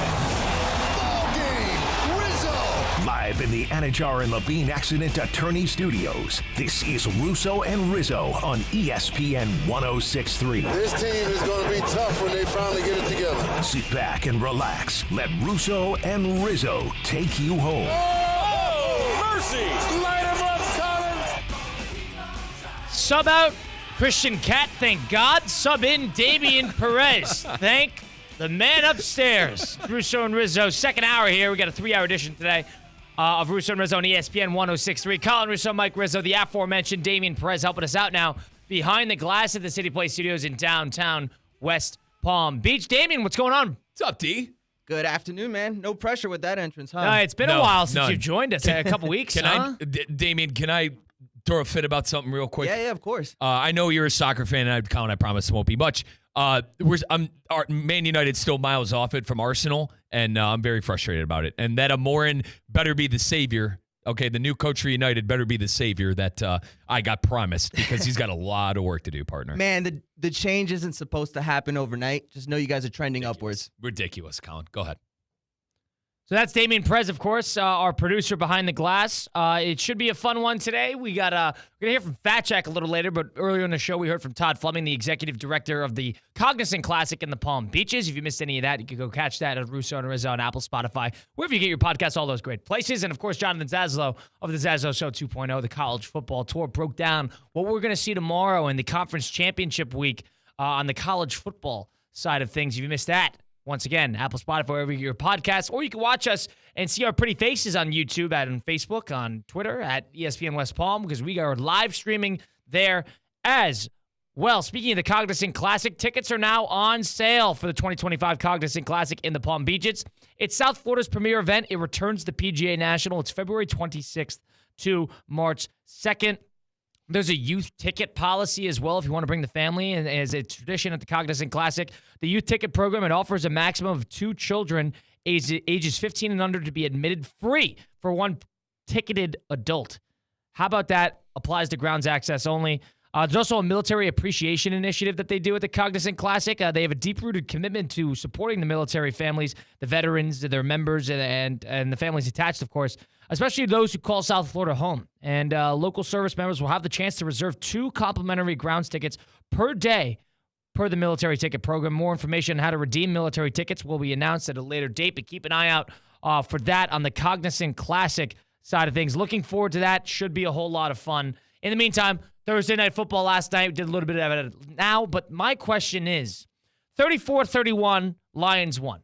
They were the beneficiary of hyper-aggressive play calling and doing what the Lions do, the reputation that they have built for themselves. But this is now 2 straight weeks now where the Lions have been the beneficiary of risky movements here and there, and whether the Bears side on Thanksgiving or the Packers side then. Now, the Lions got burned by this last year against the 49ers, as we all know. Is this a situation where are we even convinced that Dan Campbell has learned from his mistakes, or is this a live by the sword, die by the sword situation? This is totally live by the sword, die by the sword, and I respect it. I just, we had Zaz on last segment. I said, say what you want about Campbell. We got a saying on this show, phony. Campbell is not a phony, Colin. That guy has a code, and he lives by it. Fair play to him for that, because it's fun to be a Lion fan right now. Colin, I don't know if they're going to go on and win the Super Bowl. I don't know if they're going to go on and have playoff success. As a miserable Jag fan and myself as a miserable Brown fan, would you take 12-1? That's what 100%. That's what living by the sword has gotten Dan Campbell this year. Now, I think the Lions are past the point of this franchise was once such a dumpster fire that we should just be counting our wins and appreciating it because of how bad it once was. Well, the Lions have graduated now into it's time to put up or shut up in the postseason and win the big one. That is that was last year. Last year, Lions was enjoy it. We haven't had this before. It's been a while. It's the honeymoon phase. Yeah, honeymoon's over. Now we're doing this all over again. The team is better, way more improved. You get some injuries. You get 3 head coaches essentially on staff.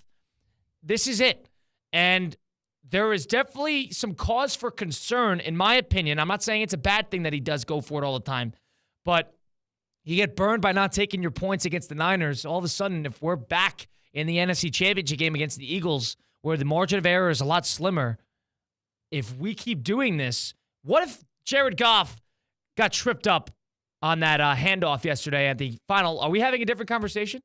Why would you go for it when you could kick a field goal there and Love goes down the field, gets a field goal at the end of the game? Colin, I hate the what if, but if he tripped. But first off, I love the what if, as you know. Second off, what, they'd be 11-2 instead of 12-1? Sure. That'd be my honest to God. My take would be that's who Campbell is, and fair play to him. It'd be like the exact same take as today. You live by the sword, you die by it. Colin, I want to rewind back to 2022. The Lions were 1-7. There were serious conversations as to if Dan Campbell is going to keep his job. That team ended up winning every single game on their schedule, keeping Aaron Rodgers and the Green Bay Packers out of the playoffs, and they've been on this fantastic run ever since then. They were 1-7 to start the year with no hope, and Campbell was going to get fired. Won every single game, made the NFC Championship game the following year, and are now 12-1. As I've said earlier in this segment, I don't know if Campbell's going to win a Super Bowl. I don't know if this Lion team is going to go on and have success in the playoffs this year.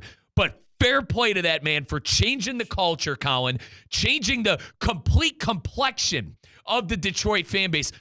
We used to say, where I grew up, at least we're not Detroit. We're miserable, but we're not Detroit. Yeah, everyone wants to be Detroit right now with how great they're playing. Again, I understand that. He changed the culture. This is not me bashing Dan Campbell. He's not the right man for the job. It's not me saying that. It's me saying history is written by the victor.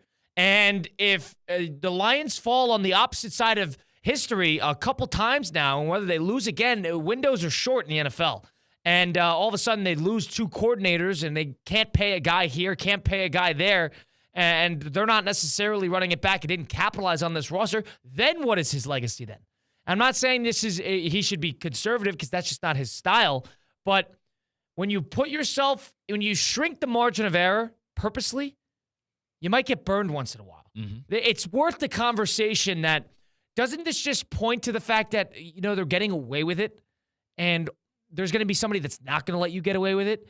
Damian, I want to loop you into the conversation because the Lions have been the beneficiaries of expert play calling, good defensive coordination, good head coach, excellent roster, the benefit of a couple close matches, a couple close games here and there, whether that be the Minnesota game, whether that be the Bear game last week, or the Packer game where they were losing in the second half. Is this a situation where, you know what, let them do it. If it doesn't work, it doesn't work. This is who we are. Or should there be a tone back in terms of this over-aggressiveness from the Lions? I love it. I love what Dan Campbell's doing, and I feel like his players do too. We mentioned he's somebody who players just love to play for. That locker room, you can tell, is just fully united. So that's one thing that you're going to get from Dan Campbell. And as a Dolphins fan, I remember he was the interim head coach for the Dolphins a few years ago. Yep. I saw the shift. I mean, maybe we didn't win the games, but you saw the shift in culture. And we can say he's getting away with it a little bit because even yesterday, Jared Goff did trip. He did trip. His knee actually did touch the ground. But they're winning games and they're beating the Packers, That's an NFC contender. So, I mean, in my opinion, I think we should just let him do his thing. Colin, do you agree with me that he completely changed the complexion of that miserable fan base? There's no question about that. I think if a Lion fan were to complain about Dan Campbell right now and going for it, it's spoiled, right? Spoiled. Spoiled if you don't win the big one? How spoiled are you? Comparatively to what? The worst franchise in sports? I get that. That's okay. Because that's what I was going to rebuttal with. But the Lions are past this. The Lions are past this. They're no longer in the honeymoon phase. All right, we'll take our 10 to 15 wins and moderate playoff success and run. We'll be the Buffalo Bills and be okay with it. Oh. They are past that. They are now, we need to win the big one. The Lions is win the Super Bowl. They are the best team in the league. They are the best coach team in the league. They have the best roster in the league. And they have a good amount of experience. You don't think there's something to be said to, quote unquote, sticking with your gut? And no matter what, I'm not going to do things different. We are who we are, and this is the culture we have built. Isn't that a lazy way to explain me being reckless? You could still be who you are 2 or 3 less then times. Don't hire Dan Campbell. No, hold on. You know what you're getting. Hold on. Then instead of going for it 5 times on 4th down, go for it 2 or 3 times on 4th down. It might save you a possession here and there. It's exactly what happened against San Francisco. You don't think Campbell's learned from that game, Colin? Well, I don't know. I can't say that because this is the regular season and it worked. It's easy to commend it and applaud it when it worked. If it didn't work, that's when the criticism comes in. That's what people said the entirety of the offseason with the Lions is that Dan Campbell needs to tone it back. I agree. Now all of a sudden we should throttle it up again? Here's two things. I agree with you that Campbell, I think, almost single-handedly lost the game. I do remind you, though, God forbid the offense of the Detroit Lions scored in that second half. But at the same time, I respect a man who sticks to his morals and sticks to his gut. You know, sometimes it's going to burn you, and that's why I want to remind everyone, Dan Campbell is who he is, and he is not going to change for it. Are we going to sit here and critique the hell out of him if he makes a horrible decision in our eyes? Absolutely. But you also got to look at him and go, wow, you stuck with your gut. There's something to be said about that. You can still be who you are and still be aggressive on fourth down. The two things can be true. He still kicks field goals. He didn't forego the field goal unit completely. Utilize it once in a while. If he went for it on one of those near red zone fourth downs in the NFC Championship game, it's a 3-possession game, that might be a whole lot different.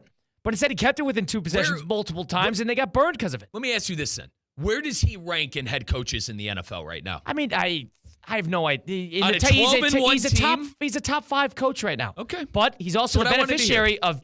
I'm not bashing. You're taking the wrong. You're thinking too broad scope here. I'm thinking with Dan Campbell, this is exactly the thing that burned them. How many times does it have to burn them before it's a problem? All he has to do is kick a field goal. It burned him in a big spot. It burned him one time really bad in the biggest spot possible. Okay, I agree. So if it happens again, I agree with that. I would agree with that. My point: if it happens again, then what? Then what? If he trips, Packers might win that game. What if that was a playoff game? At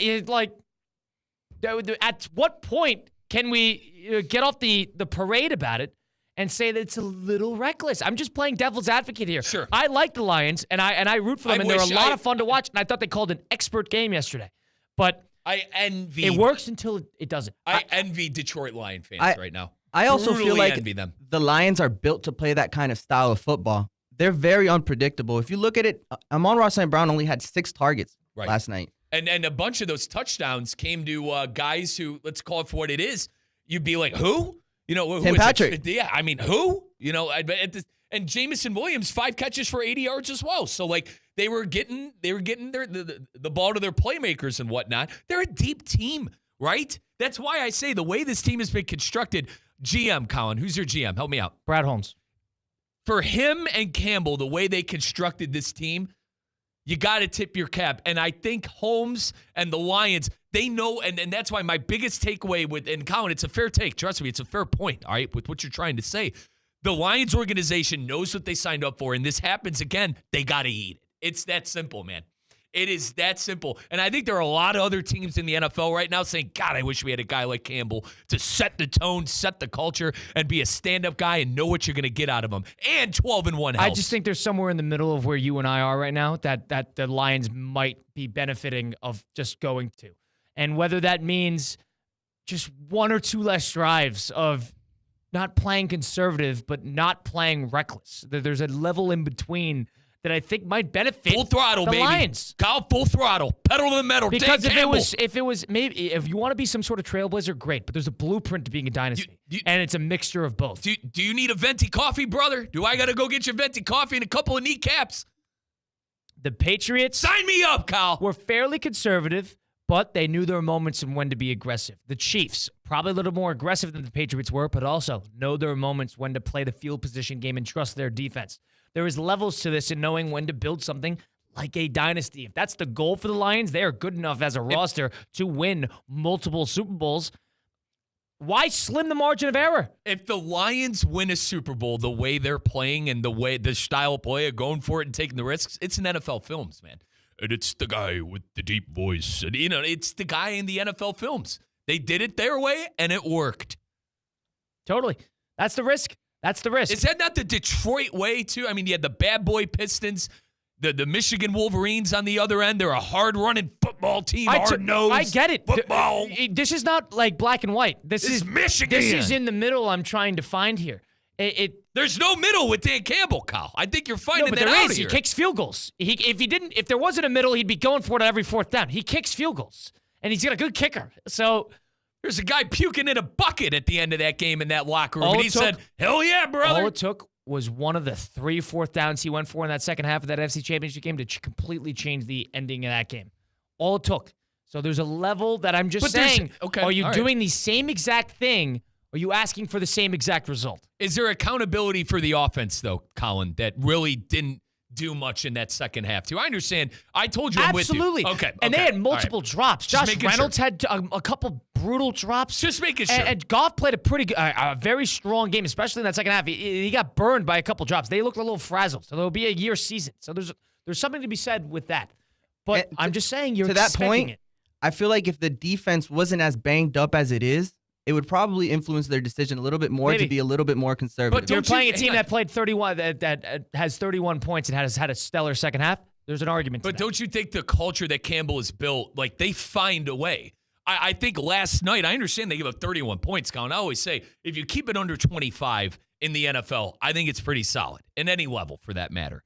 But even without Aiden Hutchinson, and we went through the injury report yesterday on our show, they were without a lot of guys on the defense. They're finding ways. They're finding ways for it to work. And I think that's the culture of Campbell. Totally. That's the culture of a winning football team. You find a way to win. The Chiefs, nobody is better at finding a way to win than the Kansas City Chiefs. That's what winners do. The Patriots were elite at just finding a way to win. That's what determines a good team. I'm not saying that's outside of what I'm trying to ask of the Lions here. I'm just saying that there's worth a conversation. That are you asking for a similar result to get burned in a big spot because you were being over-aggressive? Right. I'm not saying yesterday was over-aggressive. Honestly, I agreed with it in the moment.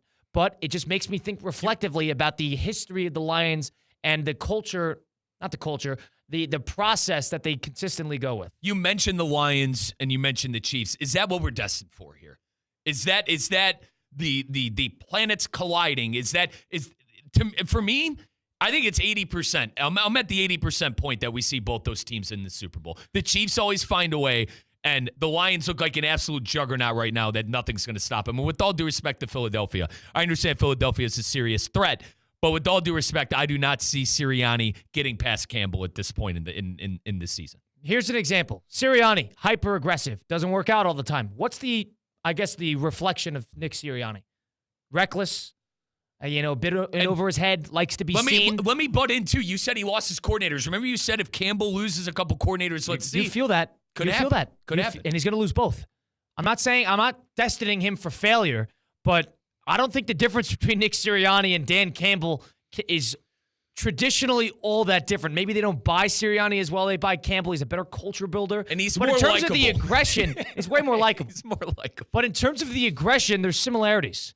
And Sirianni's gotten burned by it a couple times, and he looks like an idiot, and he's got fans that are hungry for winning and not necessarily in the honeymoon phase like the Lion fan is. It's a little different. Yep. But a couple plays here and there, Campbell might be getting a Sirianni treatment. I'm just posing an argument. That's two different towns, too. Different towns. Philly is. Well, Philly, there has been championship aspirations since what? Great in every sport. Andy Reid, they're great in every sport. And then let's stick it with the Eagles, though. Like Andy Reid and Donovan McNabb were getting the Super Bowls. They had Michael Vick for a little bit. We're solid with him. So, definitely different situations. Detroit's happy to be there still. And Colin, I like your take of they're past that, but I still think Detroit fan is, my God, we're 12-1. This is amazing. And they're just fresh off a Michigan national championship. The Tigers are really good. There's a lot to be happy about if you're a Detroit fan. I understand. Thanks for not mentioning the game, by the way. But I appreciate it. If they get burned again, tune's going to change. Tune's going to change fast. Very curious to see how that happens then. Mike and I got to make some picks against the spread. We'll do that a little later in the show. But in the meantime, we're opening up the phone lines. 888-760-3776. That's the Baptist Health hotline to get into the program. Dan Campbell, over-aggressive? Is this a calculated move? Are they asking to get burned by this again? Give us your thoughts. Give us your reaction. Dan Campbell might be a little closer to Sirianni than people like to give him credit for. Lighting the fire under Lion fan today. 888-760-3776. We continue the program. Russo and Rizzo, ESPN 106.3. Live from the Anajar and Levine Accident Attorney Studios. Anajar and Levine Accident Attorneys. Call 1-800-747-FREE. This is ESPN 106.3. Hi, it's Evan Cohen, and ESPN 106.3 is all hoops and helmets this week. Tomorrow, it's Championship Saturday. First up, it's round 2 of the NAIA playoffs. The Kaiser Seahawks on the road to another national championship, live from West Palm at 12:30. History is made right here on ESPN 106.3. What's the Anajar and Levine difference? If you're the victim of a car crash, you will always speak to a lawyer. You'll always get the highest standard of care from our dedicated legal team, and we'll always fight to get you the maximum compensation you deserve. That's the Anajar and Levine difference. Call our legal team right now for a free consultation. Call 1-800-747-FREE. That's 1-800-747-3733. Don't wait. Call 1-800-747-FREE. In office, West Palm Beach. The quality of our choices affects the quality of our lives. So, when it comes to how you move, do you choose to see a doctor or go to the #1 orthopedic specialist in the world, backed by a team who custom tailor your treatment? Do you choose to live with limitations or live life to the fullest by going to the place that's #1 at getting people back to what they love? Choose better, move better. Locations in West Palm Beach and Wellington. Learn more at hss.edu/Florida. Want to accelerate your career as a manager or executive in the exciting industry of sports? Florida Atlantic University's MBA in Sport Management program is ranked #1 in Florida and 10th in the world. Students learn practical and applied skills from top faculty and experts who work in the industry. With a 94% placement rate for all grads, the full-time MBA program sets students up for success in the world of sports. Check out Florida Atlantic University's MBA in Sport Management program today by going to business.fau.edu. It's ESPN 106.3, your home for live sports presented by Hard Rock Bet. Home of the Miami Dolphins, Miami Hurricanes, and all of the biggest football matchups throughout the week. Hard Rock Bet, it's Florida's official sports book. Try Hard Rock Bet now and receive up to $100 back in bonus bets if your first bet does not win. Hard Rock Bet, roll with us. It's offered by the Seminole Tribe of Florida. Must be 21 plus and physically present in Florida to wager. Terms and conditions apply. Concerned by gambling, call 1-888-ADMIT-IT. Palm Beach County's premier college football event is back. Don't miss the 2024 Boca Raton Bowl, Wednesday, December 18th from FAU Stadium and broadcast live on ESPN. Last year's game saw in-state Rising Power USF beat Syracuse out of the ACC. What will this year's game have in store? Big names, big teams, big action. The 2024 Boca Raton Bowl, December 18th at FAU Stadium on ESPN. Don't miss out. Find out more at BocaRatonBowl.com. Hey, it's your boy JC. Aaron Rodgers just went full mind game manipulation on his own team. See it all on today's brand new Questionable Call with Josh Cohen, exclusively on YouTube. Subscribe now. Questionable Call with Josh Cohen. New episodes every Monday, Wednesday, and Friday on YouTube. At the Home Depot, we know you can't control everything, like when your guests arrive too early for Saturday college football.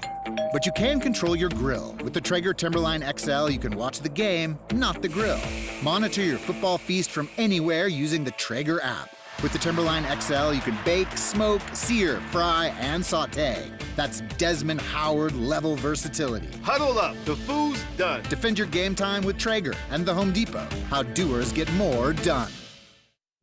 Life insurance. Why are you putting it off? Can't afford it? Too much hassle? Think you don't need it? There's lots of excuses for putting off life insurance. But if you weren't there, who would pay the mortgage and other bills? With Ethos, you could be covered in 10 minutes and boom, family protected. Ethos, fast and easy online term life insurance. Up to $2 million in coverage with no medical exam. Some policies as low as $1 a day. Answer a few health questions and get your free quote at getethos.com. That's getethos.com. I'm only human, y'all. I'm only human, y'all. I'm only human, y'all.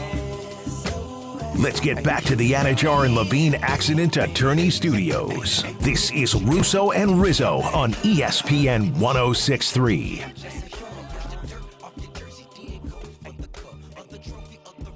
888-760-3776. The number to get into the program, that's 888-760-3776. That's the Baptist Health Hotline.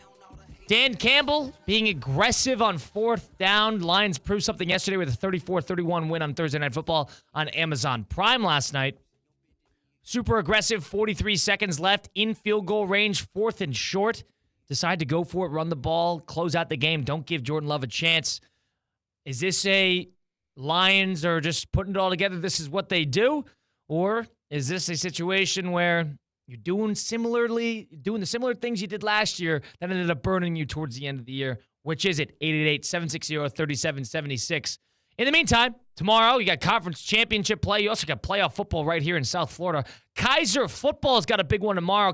Mike can tell you all about it. Folks, they're taking on Georgetown College coming up at 2 p.m. Myself and Cyrus Wittig are going to be on the call. We're going to have a great time on ESPN 106.3 airwaves. But, folks, I do want to remind you guys, champions, they're all over the flagship campus of Kaiser University in West Palm Beach. That includes the defending champion and number 1 ranked Kaiser football team you just heard me talk about. They're hosting Georgetown College in the NAIA Football Championship Series this Saturday.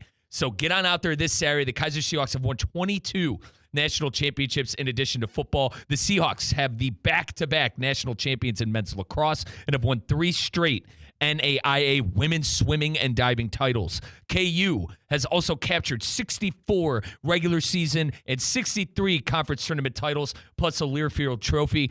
Get the latest on Kaiser Seahawks Athletics. That's KUSeahawks.com. And once again, folks, I apologize. 1 p.m. You think the guy on the call would remember the time. 1 p.m. That's a 12:30 coverage start on ESPN 106.3, but a 1 p.m. start between Kaiser and Georgetown. And also want to give a shout-out to our intern, Ashley. She is on the flag football team. They made it to their respectable championship last year. Expecting some big things from them as well. Hang on, we got Mikey Jones on the line? Like to welcome in Mike Jones to the program on Russo and Rizzo. Mr. Mike Jones, who works with us, I believe, if this is the same Mike Jones. It's Mike Jones, our MC. Mike Jones is a partnership coordinator over here at ESPN West Palm. He's a Lions fan himself. Let's loop him into the conversation. Mr. Jones, what's on your mind? So let's talk about this. Dan Campbell going for it on 4th down. All the Lions fans that I've seen have been happy about it in the regular season, correct? Correct. Now, as Rizzo brought up to me, come playoff time, I want to know what you guys think. Like, I personally believe you got to play safe football. Last year against the Niners, you got burned. You got burned by going for it. This year, you've seen the improvement in the game management from him, and that's why they've won 11 straight, and they're 12-1. So are you under the impression now that the Lions are just going to, stop on the dime the second the playoffs start and they're all of a sudden going to be ultra-conservative? No, they're not. They're going to stick to their ways of playing smash-mouth football, run the ball down your throat until you tap out in the third quarter, and they're going to keep playing that physical brand of football. That's what's wearing teams down. So they are not really going to need to go for 4th downs like that very often. Now, if it comes down to it and potentially, hopefully, fingers crossed, the Super Bowl, then I would say, you know what, go for it. Put all your marbles on the table. You got to go for it. But if you're trying to make it to the Super Bowl, yes, I would say maybe stop it, pump the brakes a little bit, be a little bit more conservative because every play matters. Colin, not me. Full throttle. I'm embracing Dan Campbell. This is what you bought in. This is what you signed up for with Campbell. Why change? You go full throttle with Dan Campbell through and through. It got you to 12-1. It got you to the NFC Championship last year. You really want the guy to change who he is, Mikey. I mean, that's the same guy who went full throttle, and we lost that NFC title game while we were up in halftime. We were sitting there. I was sitting there in Ford Field at the watch party. Couldn't believe that we were almost on the way to the Super Bowl. Wow, yeah. you were in the and building. As soon as Niners, they kept coming back, and next thing you know, the whole room got silent because we were fearing of what was going to happen next. I'm curious about this. In Ford Field, Dan Campbell going for it on 4th down, I believe 3 times in that second half, got burned on all of them, especially in field goal range. At what point did the people at Ford Field, you were around a bunch of Lion fans, start to get a little frustrated with the over-aggression? It was after the second one when they didn't get it. And I can tell you what, a lot of people blame that game on Josh Reynolds, too. I don't blame it as much on him. Drops. I think it's a team effort. Yes, with drops. And that's why, unfortunately, he's not on the team this year. Guys, this is who Dan Campbell is. He's not just going to stop on a dime like Kyrie Irving driving in the lane and go up with his left. He's going to keep going. He's going to keep doing what he is doing, and I respect it. And it might result in another playoff loss. You got to respect the guy for sticking to his ways, to his way of thinking. Nice job, Mr. Jones. Appreciate you joining in there. But one thing Mike, the one thing I'll say, nobody's asking him to change his haircut and make sure he comes in with a fake nose and glasses. Nobody's asking him to be completely different. one less drive a game.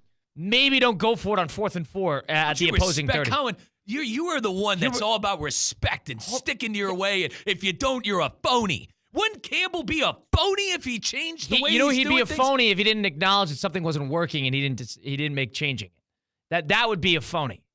That would be a phony. And I'm not saying it is a phony, but if this happens twice, Dan Campbell's going to have to answer some pretty concerning questions.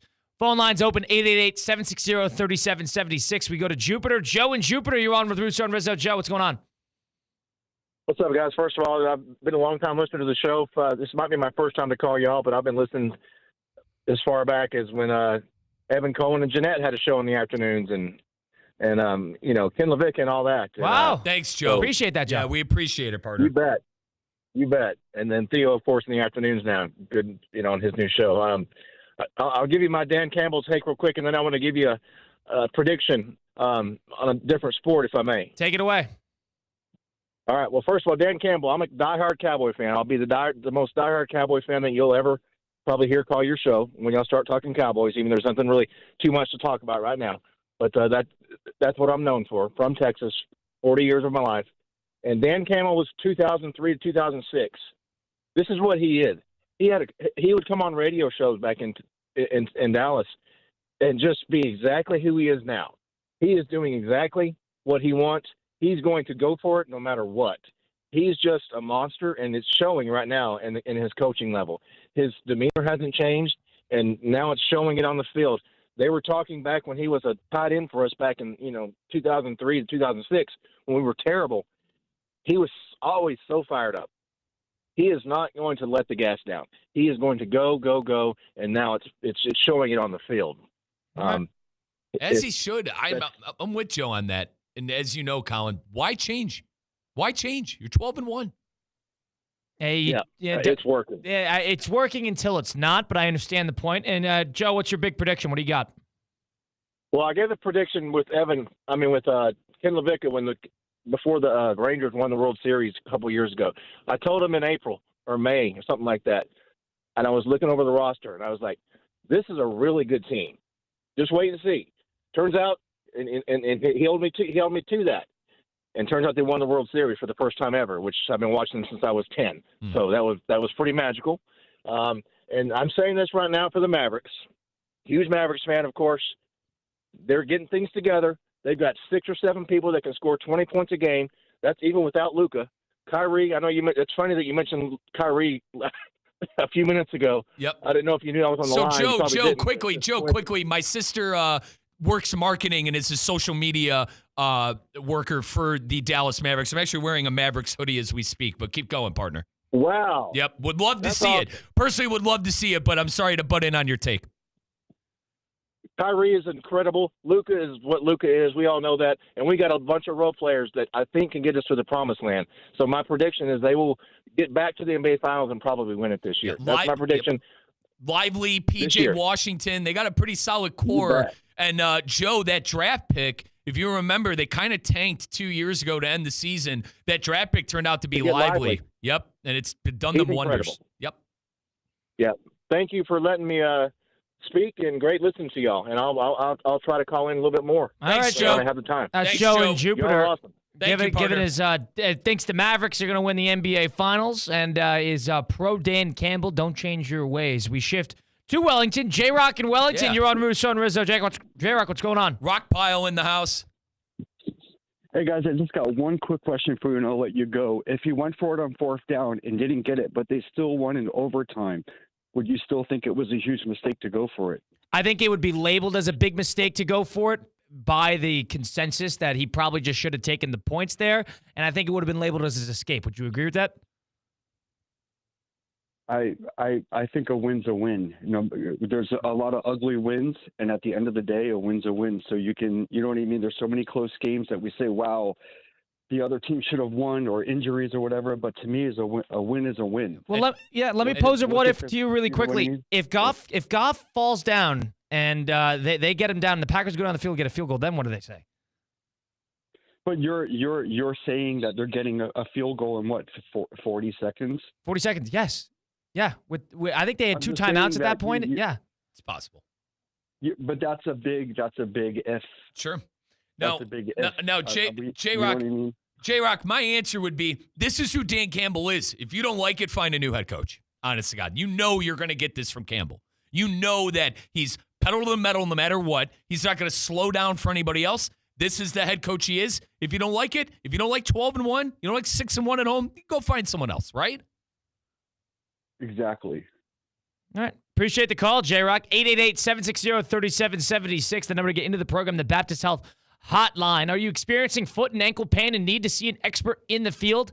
Baptist Health Orthopedic Care is a team of foot and ankle orthopedic surgeons and specialists who are regarded as leaders in their specialty. Visit baptisthealth.com/ortho to learn more today. They combine its resources with experienced physicians and leading-edge treatments and technology to provide advanced orthopedic, foot and ankle, joint replacement, spine and sports medicine.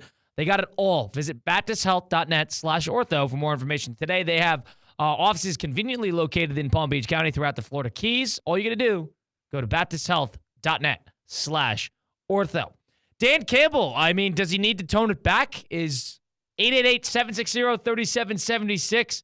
I'm just playing devil's advocate. I don't think that this is black and white. I don't think that you are asking Dan Campbell to coach with one hand behind his back.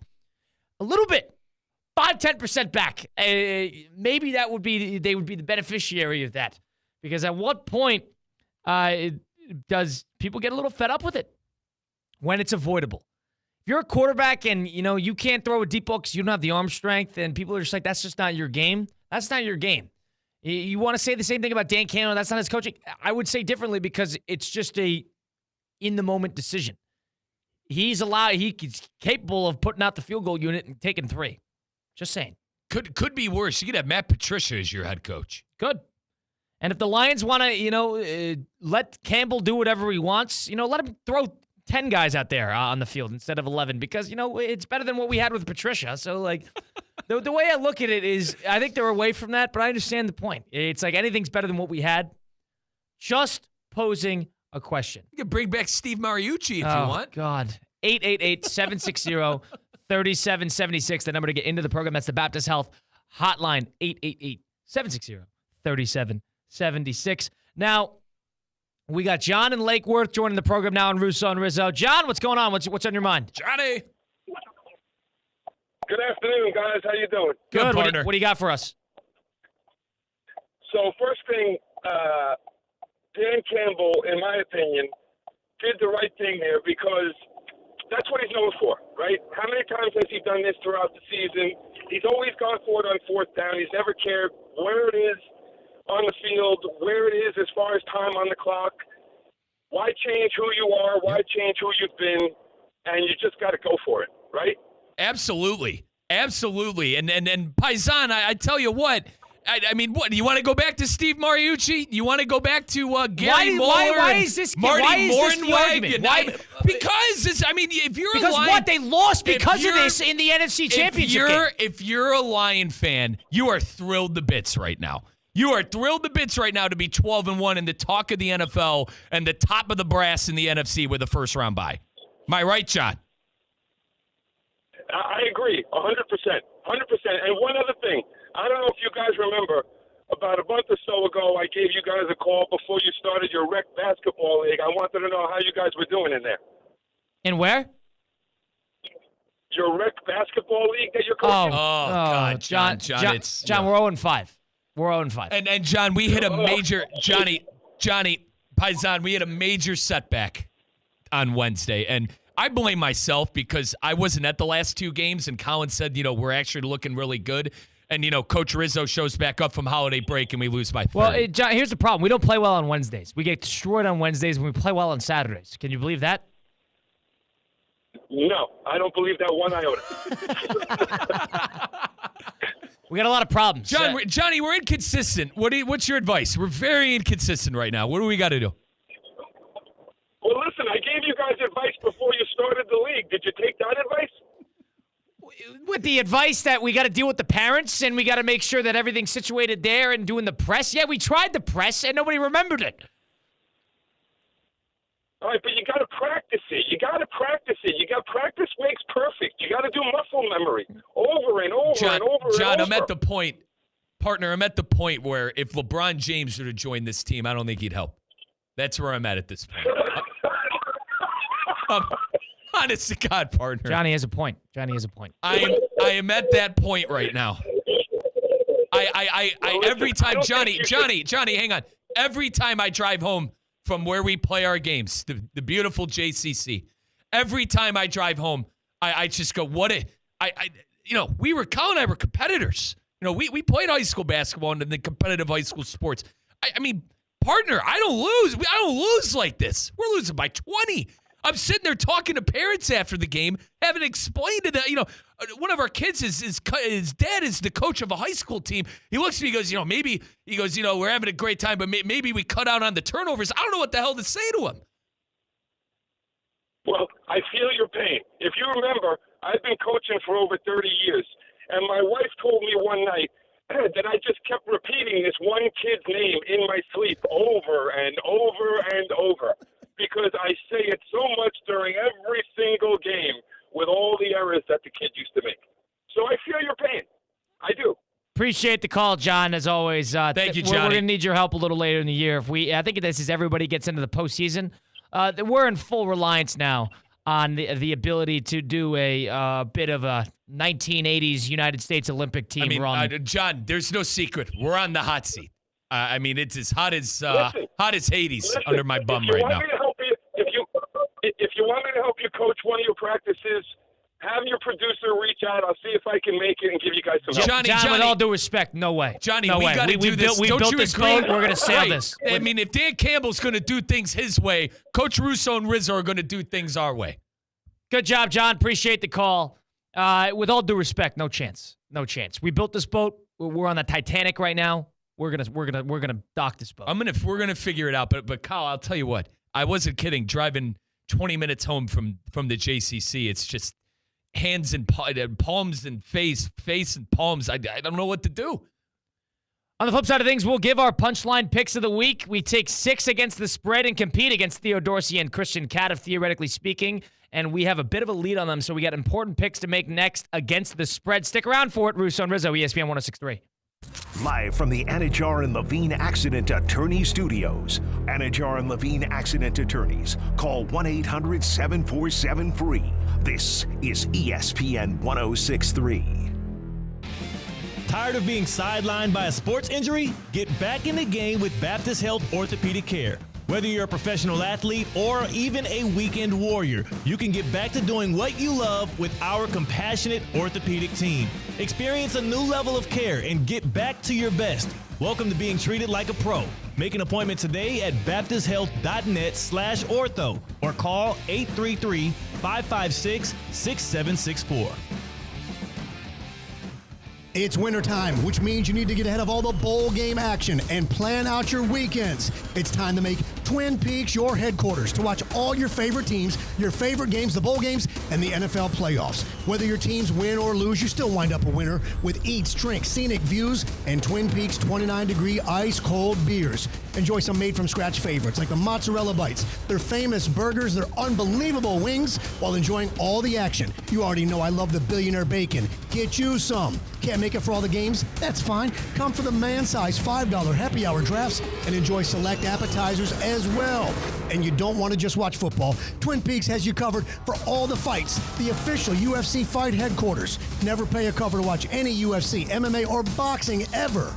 Fight headquarters, Twin Peaks. Now you know. Twin Peaks, the ultimate guy sports lodge. Eats, drinks, scenic views, 29-degree beer, made from scratch favorites, and your UFC fight headquarters is Twin Peaks. What's the Anajar Levine difference?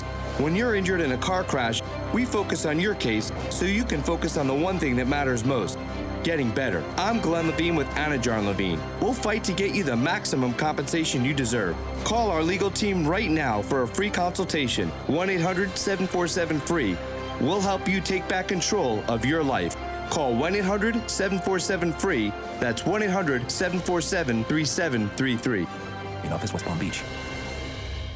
Good people. It's your boy Theo Dorsey, and let me tell you about Prize Picks. Prize Picks is the best place to get real money sports action. With over 10 million members and billions of dollars in awarded winnings, Prize Picks has made daily fantasy sports accessible to all. You just pick more or less on at least 2 players for a shot to win up to 100 times your cash.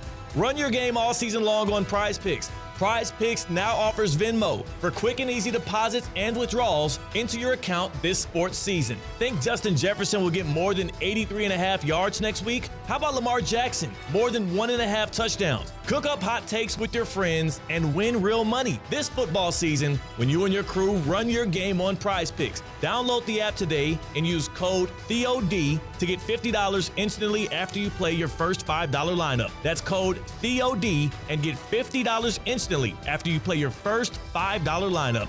Prize Picks, run your game. Anajar and Levine. Call 1-800-747-FREE. That's 1-800-747-3733. ESPN 1063. WUUB Jupiter, a Good Karma Brands radio station.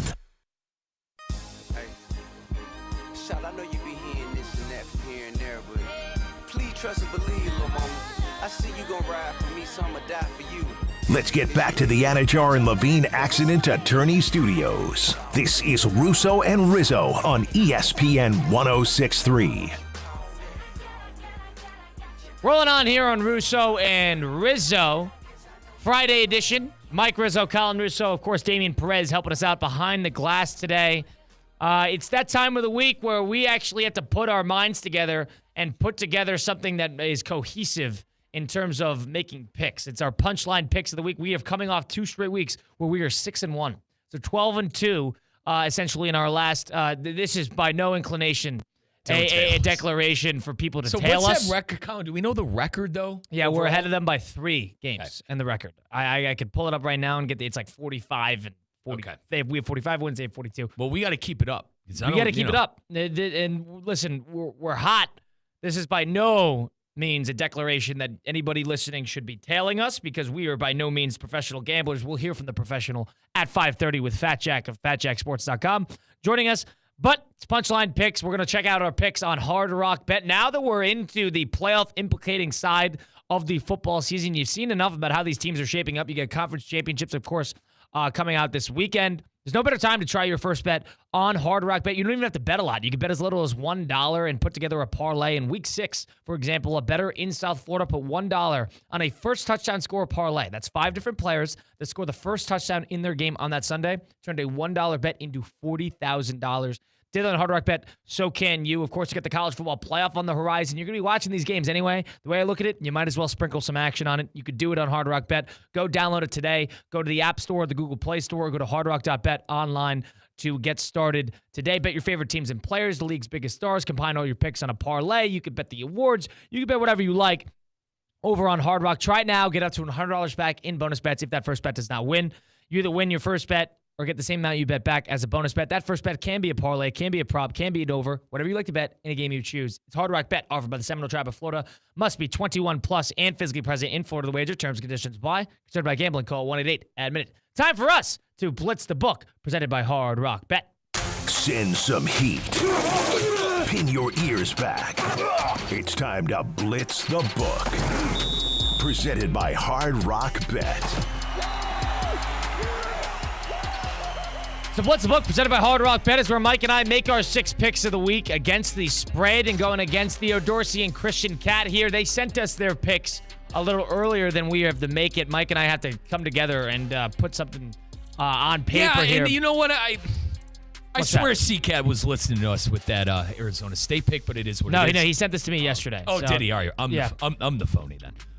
They took we have a problem. Arizona State minus 1.5. They took Penn State plus 3.5. They took Clemson plus 2. Those are their college picks. And in the NFL, they took the Panthers plus 13, which I love, which is unfortunate because I like that pick. They took the Chargers again plus 4. They take the Chargers every week, and they take the Dolphins every week too. Hang on, we took the Chargers last week and won. Right, but they always take the Chargers as well. Dolphins, they took that at minus 2.5. Those are their 6 picks. So if we wanted to steer clear of that, we could. But the thing is, I like that Arizona State pick. Which one? I mean, do you want to? Either we take one of the Panthers or the Arizona State pick. I do not like taking both. Okay. Would you agree with this? No, but You don't want to take either. I'd take both personally. We're in the lead. Not our problem. Let's take the Panthers then. I mean, we could do both if you want. I mean, it's sort of the smart way to do it, I guess. You could keep them ahead. Either we win together or lose together. Here's the thing. I did not see these picks, and I brought both of those picks up to you. So, if they want to cry, you're picking the same games as us, I personally wouldn't care. But let's do Here's the line. one that we do like, and if Mike wants to burn us again with this godforsaken pick, I mean, this is going to be quite a hill to die on, and it's the Battle of the Bricks, Ohio versus Miami of Ohio. We took them the first time. We took Ohio, and Mike was so convinced that Ohio was going to come in and throttle their rival Miami of Ohio. And Miami of Ohio beat the brakes off of Ohio. We got burned like you wouldn't believe. This is a different team. They're playing in the MAC championship, and it is a 2-point underdog that Ohio is. Guess where it's at? You want to know magic, theme, and mojo? Guess where it's at? Ford Field, who we've been talking about all day today. Dan Campbell and the Detroit Lions. Because this is old Ohio's day. +2, Bobcats. Ohio Lock it in. +2. MAC champions. So we have that. We'll leave the college ones on the back burner for the moment. You know what's one I like? I like Arizona against Seattle -2.5. They already got their beat out of the way. It was a couple weeks ago. It's fresh in their minds. They need a win. And they're sitting at 6-6. The Seattle's at 7-5. That's a game where the desperation might prevail there. I don't think Seattle will beat them twice. Arizona's very good at home. They've been on the road for 2 straight weeks. Kyler struggled the last couple of games too. And it was on the road. I'm with you. They're good at home. So from that perspective, I think Arizona's going to bounce back in a good way and win that one -2.5. All right. So we got Ohio +2, Arizona -2.5. I wanted to bring this one to your attention here.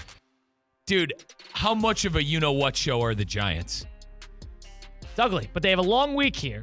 So you like New Orleans? New Orleans is a 5-point favorite in that one on the road. I kind of do with Carr and Kamara. I think that alone is enough to beat the Giants by a touchdown.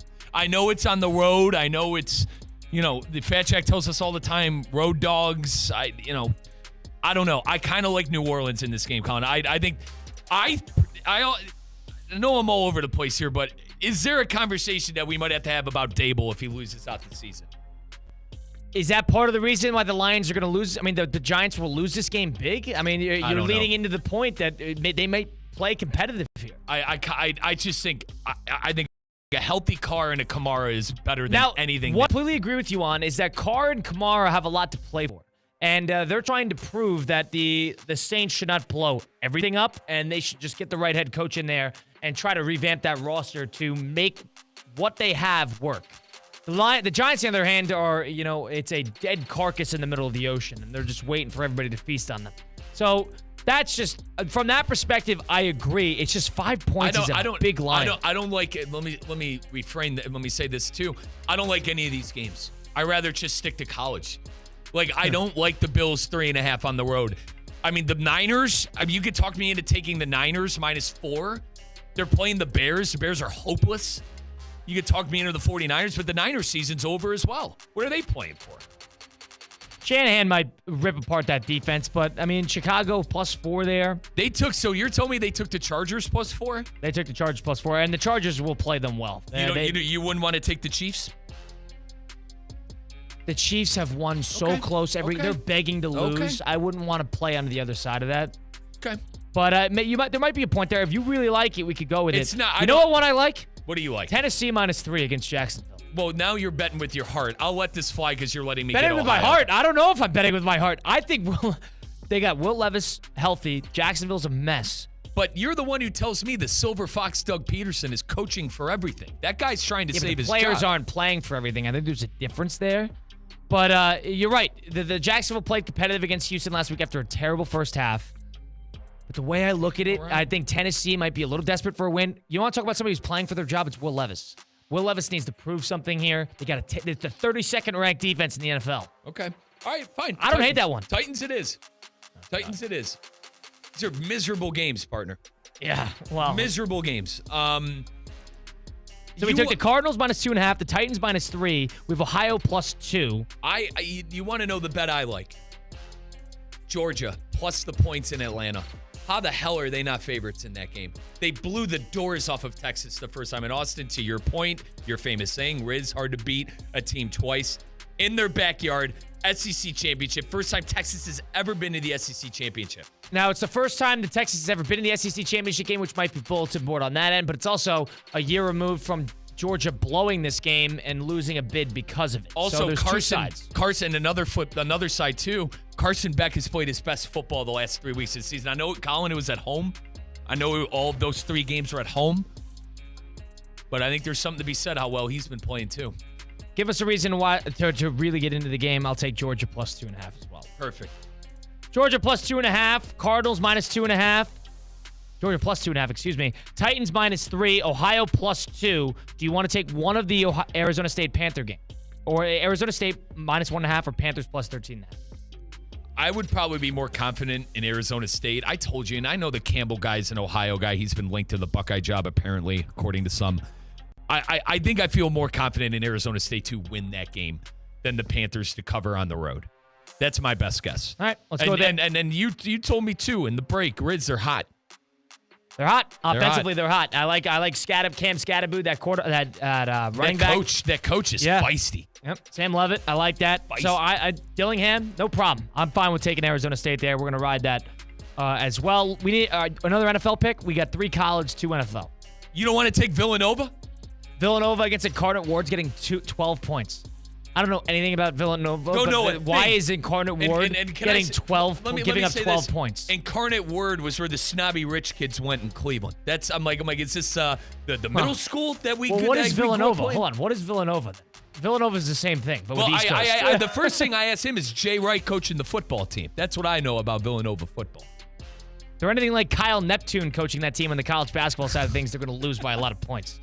But if you want to do another college game, I don't. Yeah, give me one. Do you I don't. Have They're already taking the Clemson game, so I don't. And I think Clemson will play well. I mean, do we root for SMU? Do you want to go opposite on that? Hang on.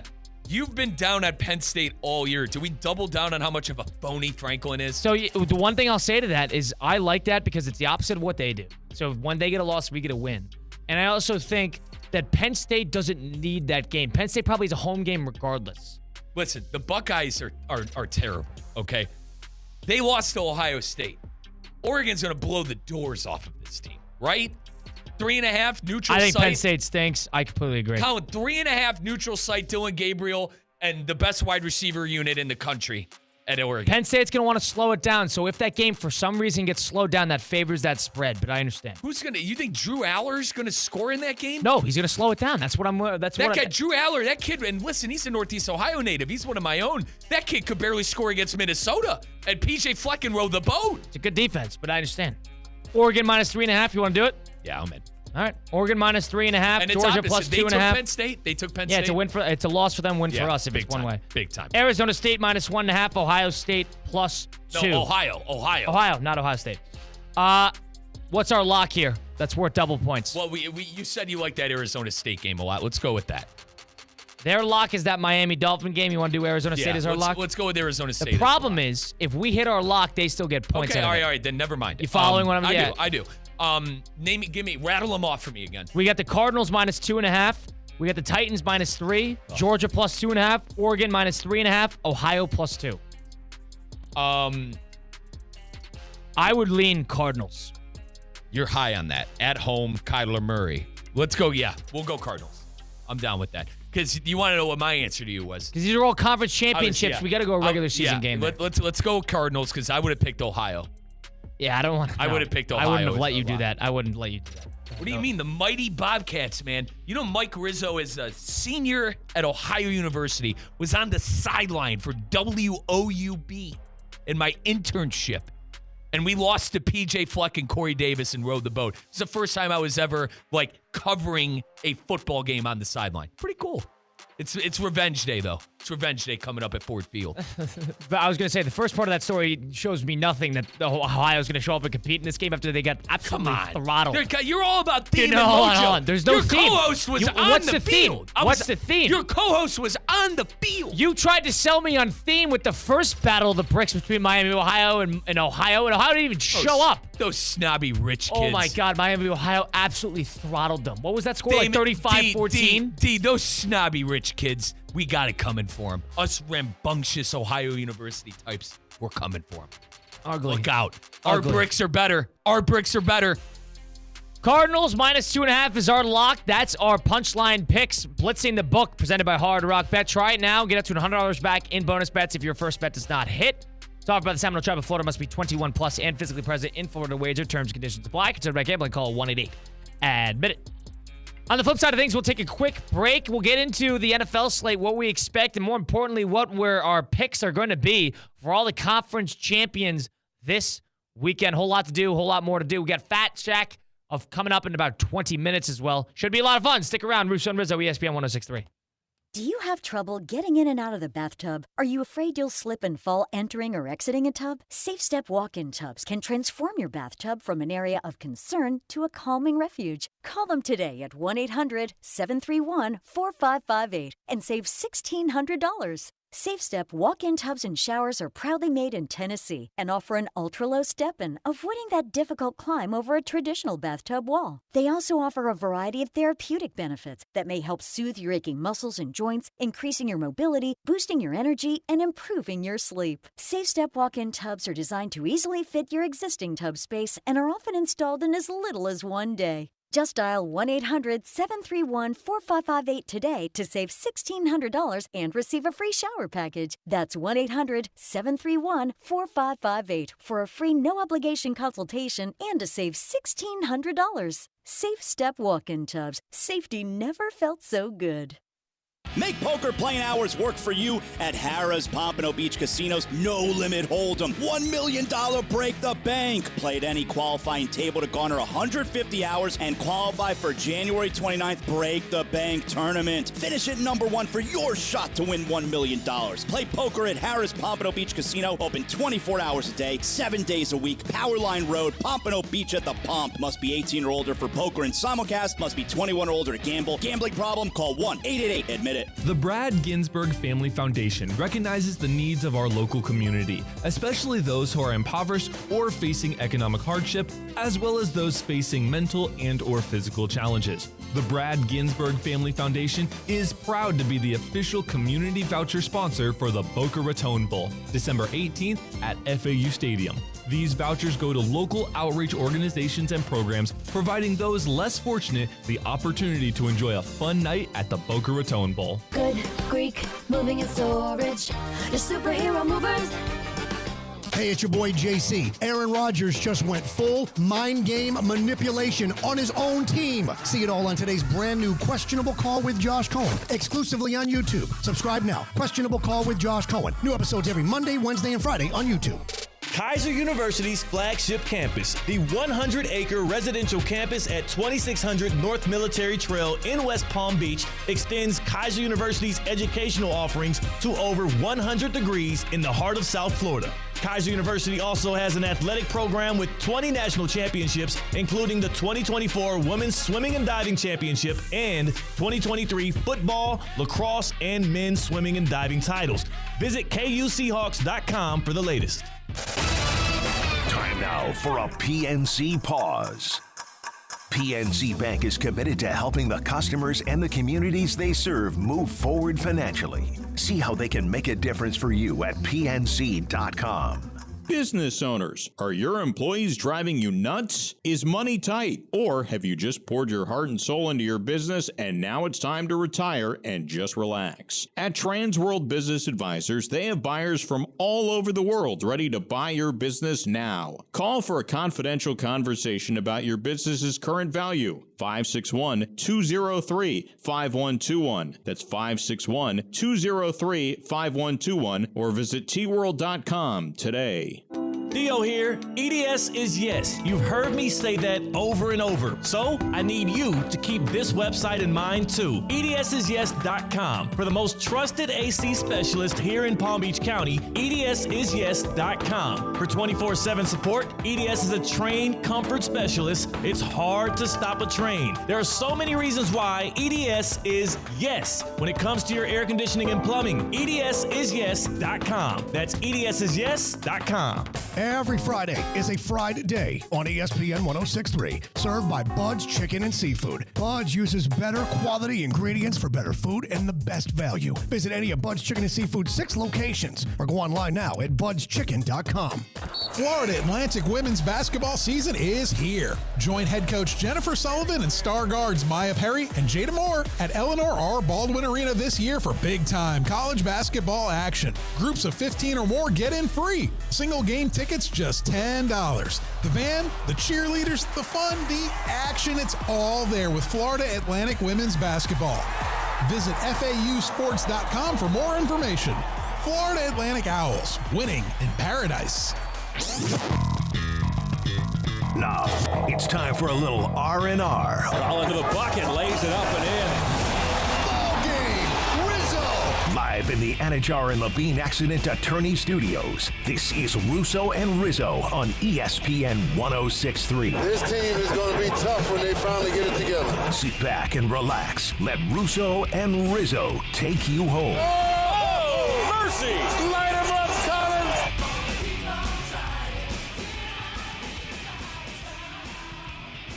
Rolling on here, third hour of Russo and Rizzo on a Friday edition.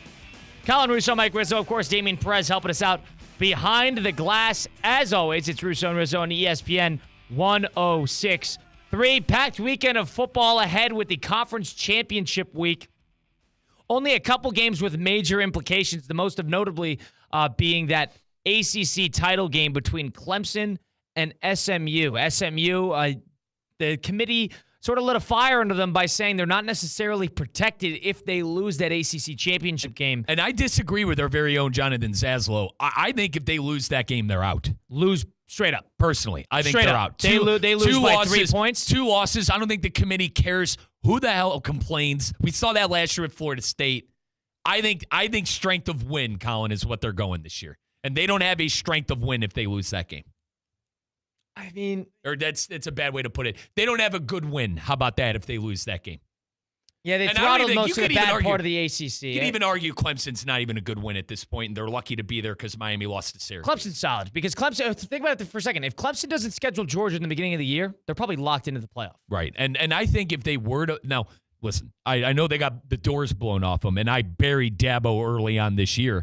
I think if they were to replay Georgia, that game's closer. Would you agree? Right now?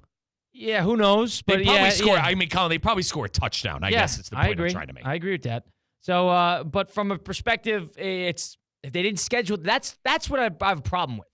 Strength of losses or strength of win, you're decentivizing Clemson scheduling a team like South Carolina, or not South Carolina, or even South Carolina, or Georgia in the beginning of the year because they lose that game, and all of a sudden you're on the outside looking in. And that is my problem with that. When Miami, on the other hand, or teams that play their 5 tune-up games and then just play their conference, they're the beneficiaries. And Penn State's another one of them. I think they're forcing teams like SMU, Clemson, Miami to hate their conference. And even vice versa in the Big 12. Now, the Big 12 are a bunch of phonies. I mean, let's call it for what it is. Two lost teams are going to be doing battle. And I understand the SEC, nonetheless, has a lot of 2-loss teams. But you get my point.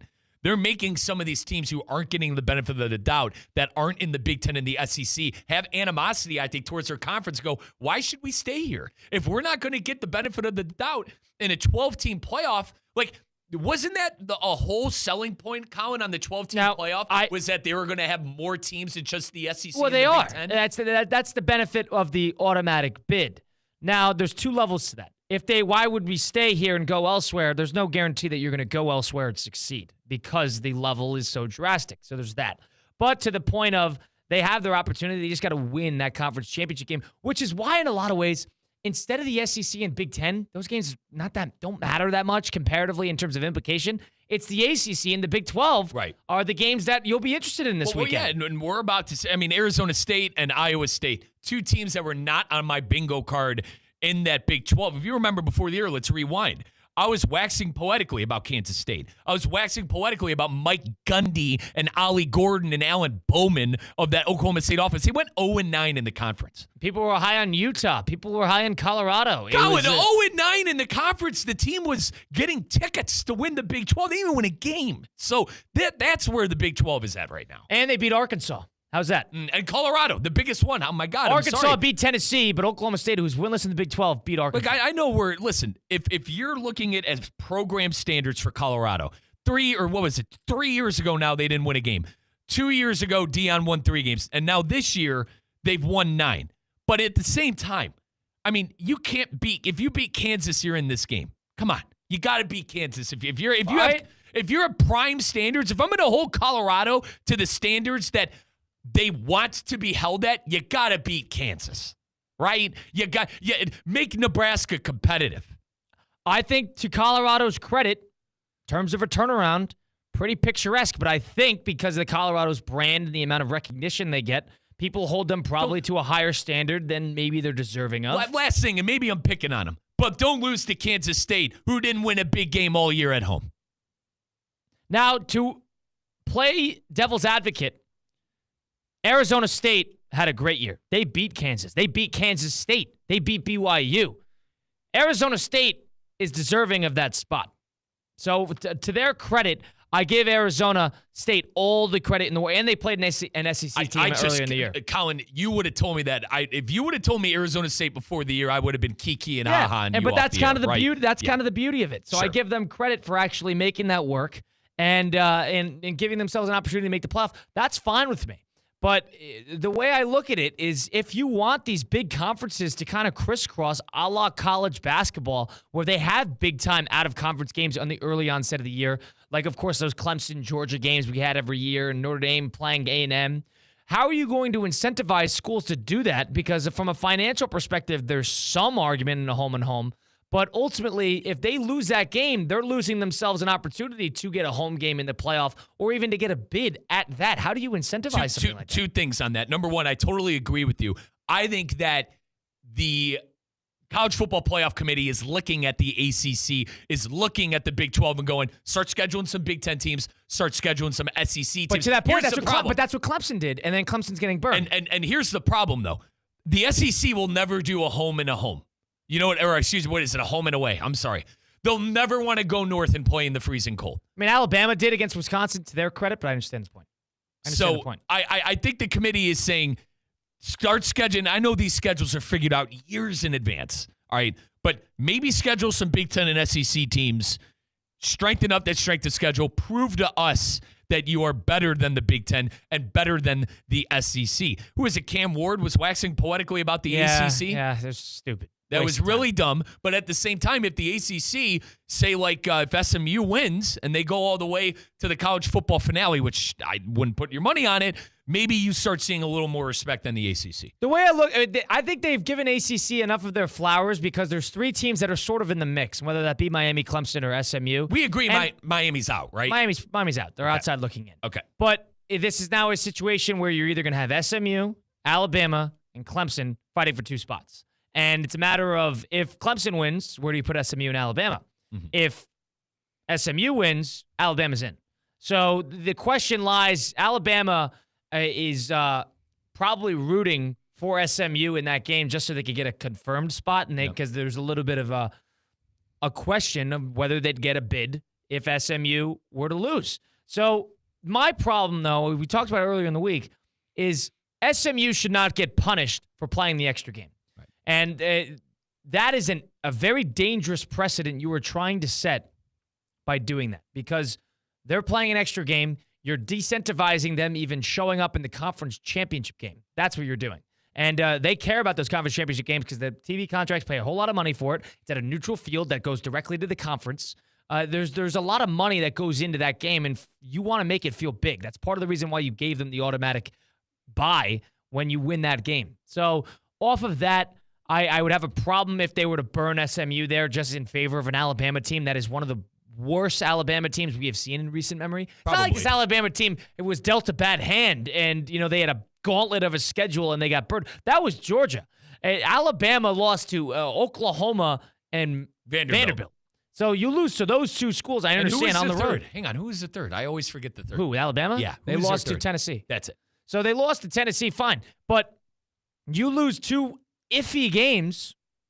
Why should we sympathize with that? Why are we sympathizing with that? Because they're Alabama. That's why. They're trying to sell with the five. They're trying to sell the 5-12. And also their justification is going to be, we gave them the benefit of the doubt last year, and it was the best college football game that we've seen in a long time between Michigan and Alabama. And also, Colin, it was a good game. It was not an all-time game. It was a good game. Kyle, they have the Georgia crutch. And I know you hate the what ifs. What would have happened if Georgia would have lost that game in 8 overtimes? Well, the goal of Georgia going into the season was they had to. Oh, you mean lose the Georgia Tech game? Yeah, they would be out. Exactly. So what's precedent are we setting here? I understand strength. Well, you got to win the game. Strength of win. It goes back to what we've been saying. The committee doesn't care. They want to see you beat good teams.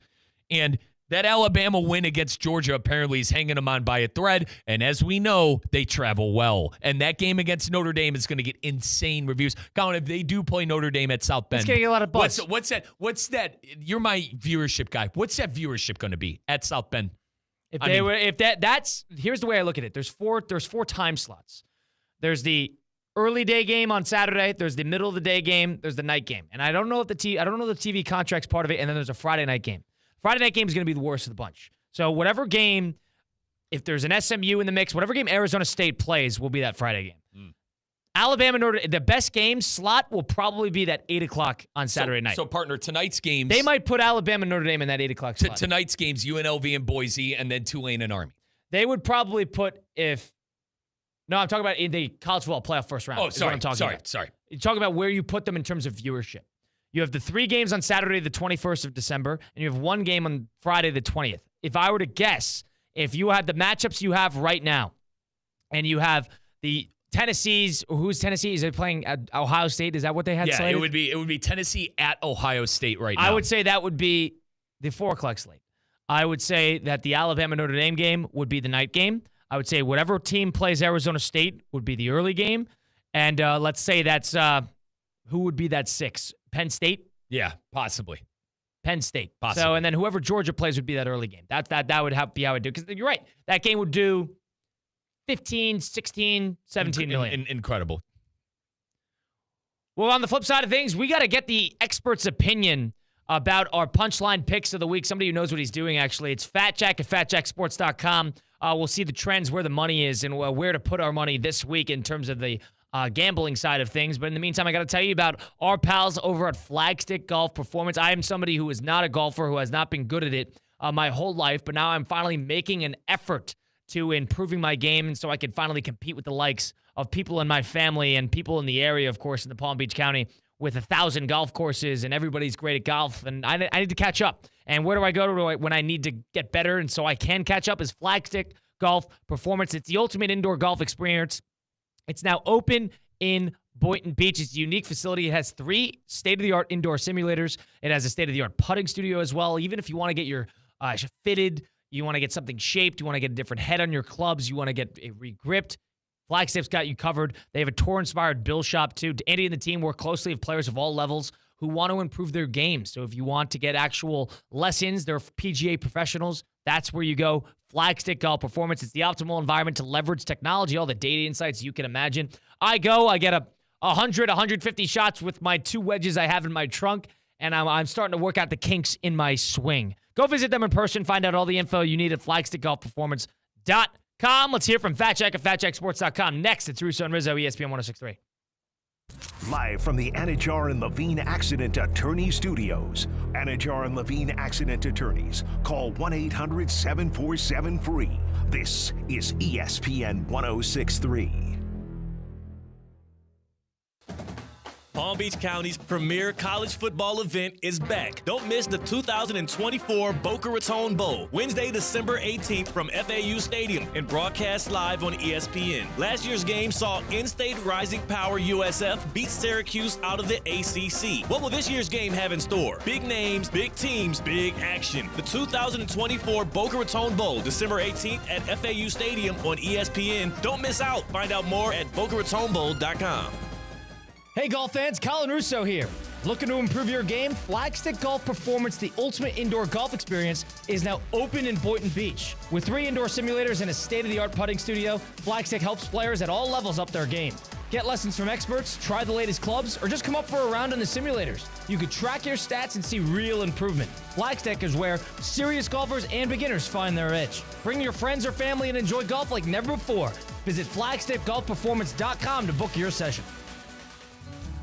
PNC Bank is committed to making a difference in the lives of the customers and communities they serve by helping them move forward financially. As a Main Street bank, PNC is always working to make it easier for their customers to achieve their goals and plan for the future, whether that's through innovative digital solutions or in person. PNC is proud to be part of the South Florida community. See how PNC Bank can make a difference for you at pnc.com/tech. PNC Bank, National Association, member FDIC. Tired of being sidelined by a sports injury? Get back in the game with Baptist Health Orthopedic Care. Whether you're a professional athlete or even a weekend warrior, you can get back to doing what you love with our compassionate orthopedic team. Experience a new level of care and get back to your best. Welcome to being treated like a pro. Make an appointment today at baptisthealth.net/ortho or call 833-556-6764. Anajar and Levine Accident Attorneys at 1-800-747-FREE, 1-800-747-FREE. Listen, if you're in an accident, car accident, truck accident, slip and fall, trip and fall, injured on the job, workers' comp issues, call Anajar and Levine Accident Attorneys. They will fight for you. They do not get paid unless you get paid, and they will fight to get you the maximum compensation that you know that you deserve. Do not deal with the insurance companies on your own. That's impossible. They make it as such. Anajar and Levine will help you to take back control of your life. Again, you'll always talk about your case with an actual attorney. They answer the phone 24 hours a day, 7 days a week to help you to take back control of your life. Call 1-800-747-FREE, 1-800-747-3733. Car accidents, truck accidents, slip and fall, trip and fall. Call Anajar and Levine, my accident attorneys. Anajar and Levine, accident attorneys. Take back control of your life. Make poker playing hours work for you at Harrah's Pompano Beach Casinos. No limit hold'em. $1 million break the bank. Play at any qualifying table to garner 150 hours and qualify for January 29th break the bank tournament. Finish at number 1 for your shot to win $1 million. Play poker at Harrah's Pompano Beach Casino. Open 24 hours a day, 7 days a week. Powerline Road, Pompano Beach at the Pomp. Must be 18 or older for poker and simulcast. Must be 21 or older to gamble. Gambling problem? Call 1-888-ADMIT-IT. Theo here. EDS is yes. You've heard me say that over and over. So I need you to keep this website in mind too. EDSIsYes.com. For the most trusted AC specialist here in Palm Beach County, EDSIsYes.com. For 24/7 support, EDS is a trained comfort specialist. It's hard to stop a train. There are so many reasons why EDS is yes when it comes to your air conditioning and plumbing. EDSIsYes.com. That's EDSIsYes.com.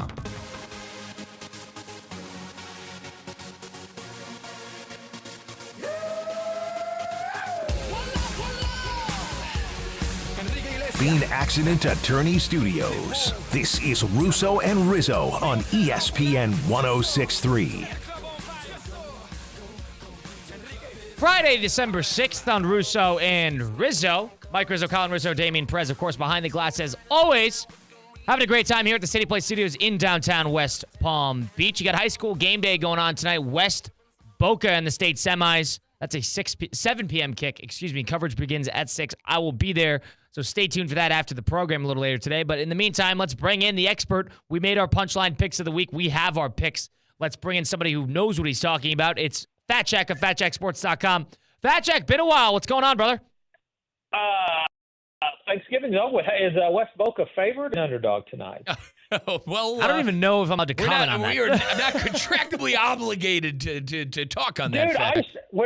I've been doing this 27 years. When my kids were in 5th, 6th, 7th, and 8th grade, all the way up through high school and college, I was setting lines both on the Fat Jack Sports Hour and with the other parents of the 5th grade games. We'd be a 29-point underdogs total of 30. Hold on. So you'd be hold on. There's got to be a couple felonies in there. You were the bookie for a youth football game. I'm not trying to bet on West Boca. I'm just asking whether they're a favorite or not. No, I'm talking about your kids' football games. You'd be collecting. You'd be the house. Fat Jack. You'd be the house. 5th grade football is the pure degeneracy of gambling, partner. Come on. You don't have to gamble on it to set a line.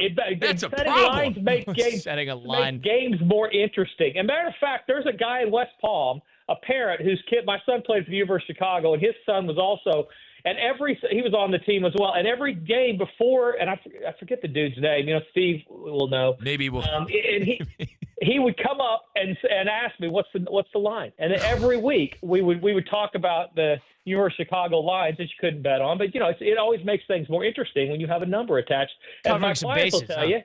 All right. What's that? Yeah. I mean, you got to have. Listen, if you're going to go watch a high school football game, it's nice to know who's favored. That's all I'm saying. So you should figure that out and enjoy yourself. Hopefully they win, because that's in the area there. My clients, we were 16-8 in player props last week. Soccer, 9-1 run over the last 7 days, including a 3-1 tie, and we're 3-0 this week. Those extra sports that a lot of guys don't get because they just, for whatever reason, don't. They're making so much extra money right now. You can add those for like $20 a week. It's not expensive to add those to your football basketball package. Football basketball win about 4 out of every 5 weeks this year, which is about average for us. They're not all 10-1s, although we did go through in October and early November a lot of those 9-2, 10-1 type weeks in football. Basketball 2-0 yesterday, 2-1 the day before, up 4 games this week so far. So everything's posted and documented. Go to FatJackSports.com. We lost last weekend. In football, I had teams like Atlanta. Kirk Cousins lost his mind. I'm convinced he and his wife were fighting at Thanksgiving. What a mess. I mean, so it's pick 6, 2 others in the end zone. They miss a field goal. They have a botched fake. I mean, just everything. And they still only lost by 4. I mean, that team all the way to the end. They outgained the Chargers by 250 yards. I mean, they literally owned the game and didn't win. So had a few of those last week. Those happened. Those even out over the course of the season. No big deal. We move on to this. That's part of the. You know what? I think that's an interesting pick this week is the Falcons plus 5.5 or 6 or whatever it is, because I think Cousins has a knack to really bounce back. I could see them playing well this week against Minnesota, but that's neither here nor there. Fat Check, let's start in the early part of the week. We got college football on the conference championship side coming up on Saturday. Before we get to that, actually, where are you right now? Are you in West Palm? No, I mean, if I was in West Palm, I'd be down at the studio waiting to get off the air and go to dinner or something. No, we're just making sure. I'm starting to not believe you. Fat Jack, honest to God, Fat Jack, I'm going to call it. You're dodging us. You're dodging me, Fat Jack. You're dodging Colin and I. There are people listening right now that know. I was in West Palm before you. You were like in middle school when I started West Palm. Well, literally, I've been in the West Palm area. Yeah, but now you've left the city forever. So where the hell have you been? I spent $4 million in Newport Beach. I'm out here taking care of business, and it's closer to Vegas, which I do a TV show that runs in West Palm called Beat the Odds. You can watch it on the local station there, but it runs nationally. I have to be in Vegas every Thursday during football. But after that, I'm coming down there. Right after the holidays, I'm down there. This will be the first time I missed the Boca Bowl. Actually, the second time I missed the Boca Bowl. Yeah, because we're down here now. Yeah, it's only because you owe us something. You owe us something, and you're dodging it. You're dodging to pay the debt. And can I say something? Exactly what it is. You want to know where this all started from? The Mid-American Conference. Hey, Fat Jack, you there? We're going back to the MAC, baby.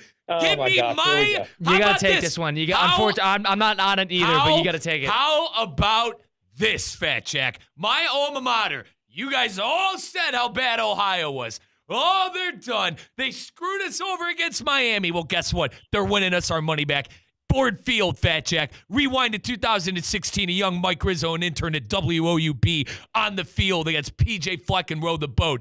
Fast forward, 8 years later, I'm doing radio in West Palm. They're back in the game. We're taking the Ohio Bobcats plus 2.5. They're playing those awful you-know-whats from Miami of Ohio. Guess what? Our bricks are better this second time around. I don't give a damn what happened in that first game.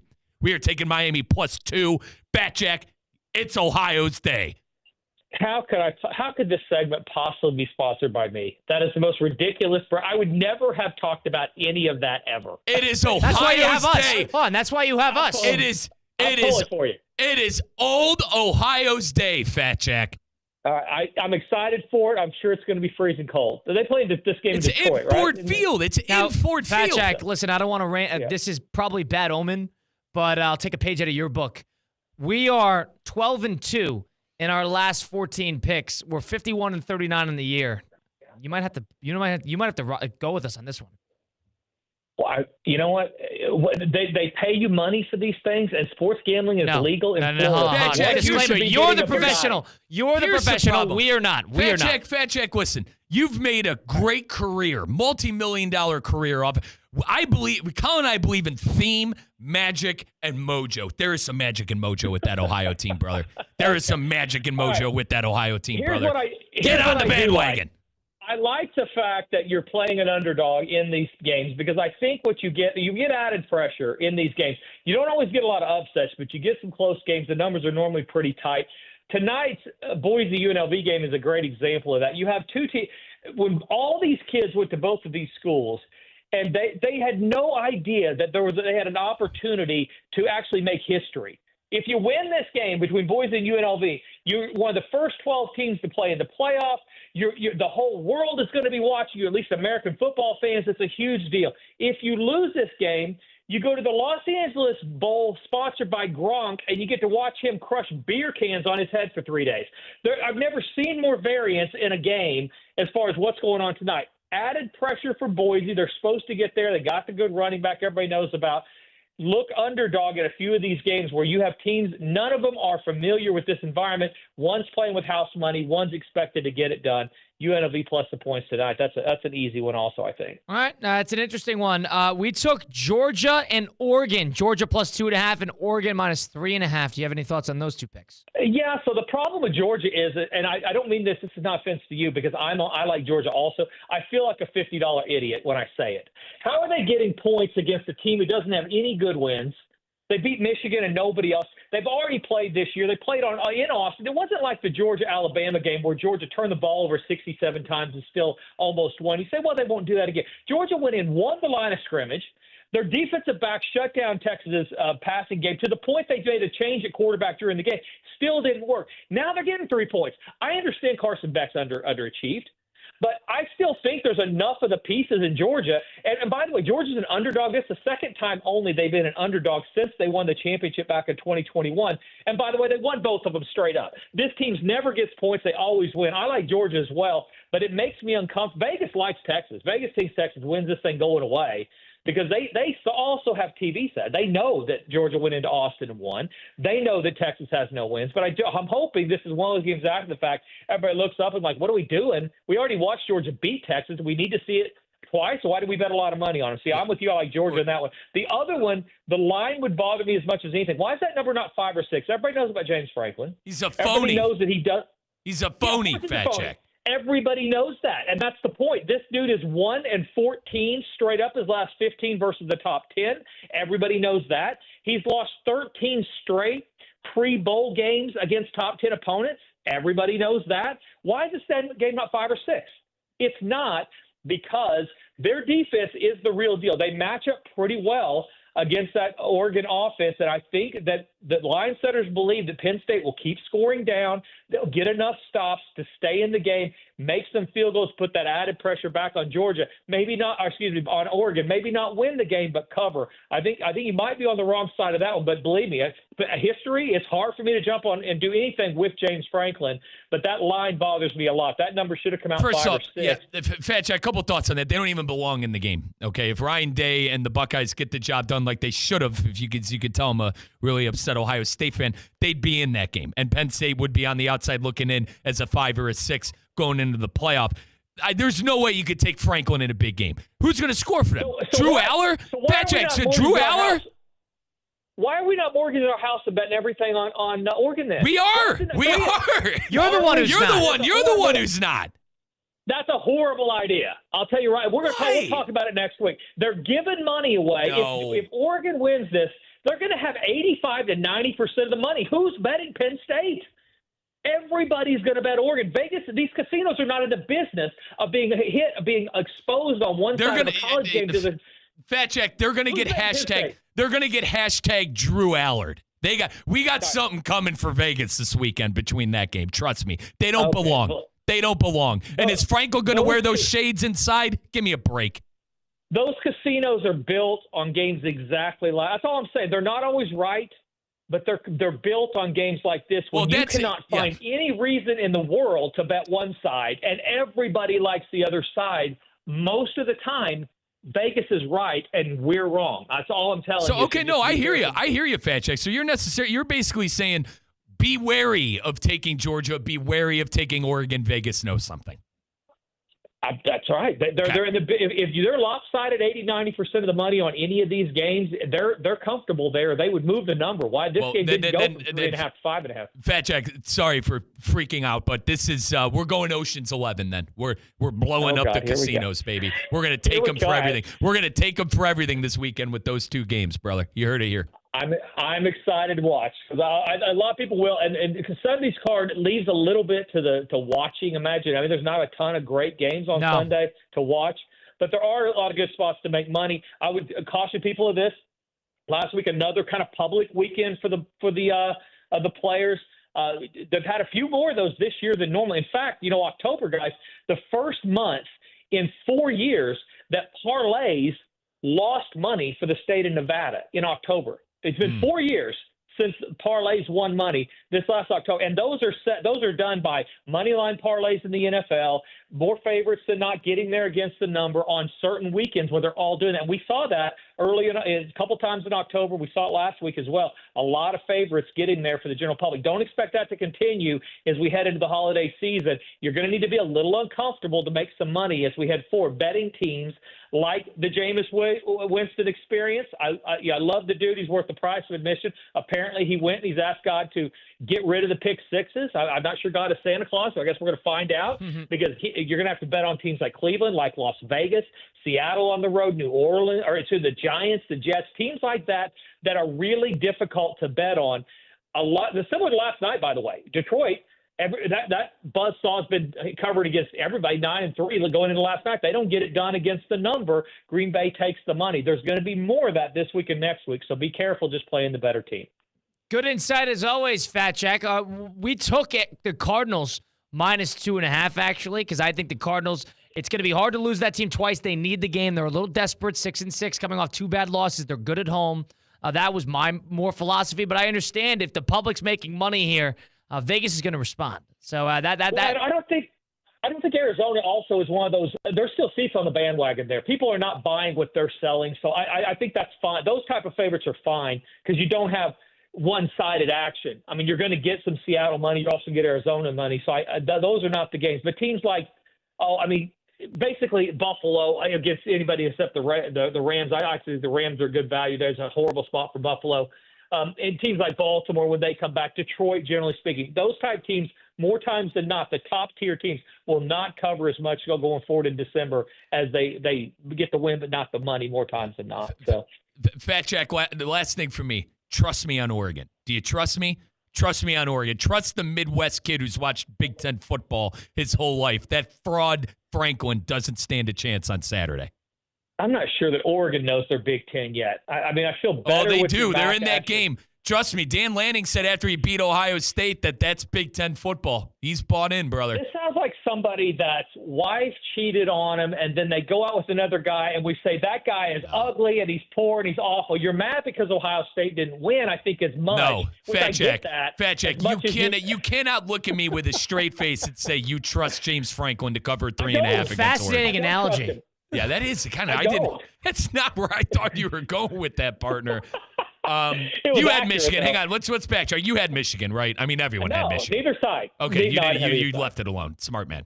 No, I didn't have either side. That I had other games on Saturday. So, all right, well, I'm excited about it. FatJackSports.com. $49 gets you 4 football, 4 basketball, 9 prop bets this weekend. That's the sample platter. It's not the whole card. You're not going to get everything we're playing, but you will get money. You'll be in the profit. You sign up for that. $49 at FatJackSports.com. Plays are automatically sent to you. You don't have to talk to anybody. There's no upselling, nothing like that. Go check out the site. Check the results out if you're out there listening. Get signed up. Start adding consistent winning plays to your selections, and you'll see investing a little bit of money each week is better than losing on your own. So FatJackSports.com, $49 this weekend, or less than $99 when you sign up through the Super Bowl or beyond. Great job as always, Fat Jack. A little feisty today, a little back and forth. I had a lot of fun as always. Looking forward to talking next week. He's a friend. I can't have a bet on James Franklin. I love it. Listen, we have something to talk about next week too, so it's great. It's a win. Take Ohio. Take Ohio. Take Ohio and take Oregon. I've asterisked both of them, guys. Have a great week. I'll see you soon. All right, brother. That's Fat Jack at FatJackSports.com. Go check it out. You want to get your insight into the scoops and what pick to take, what trends to follow. He knows it more above all. We'll take a quick break and close it out, send you off into the weekend. It's Russo and Rizzo on ESPN 106.3. Live from the Anajar and Levine Accident Attorney Studios. Anajar and Levine Accident Attorneys. Call 1-800-747-FREE. This is ESPN 106.3. ESPN 106.3 is presented by Rubenstein Law. 1-800-FL-LEGAL. Car accident, truck accident, Uber or Lyft accident, or a slip and fall. Call Rubenstein Law. Call 1-800-FL-LEGAL and visit one of our offices throughout Florida.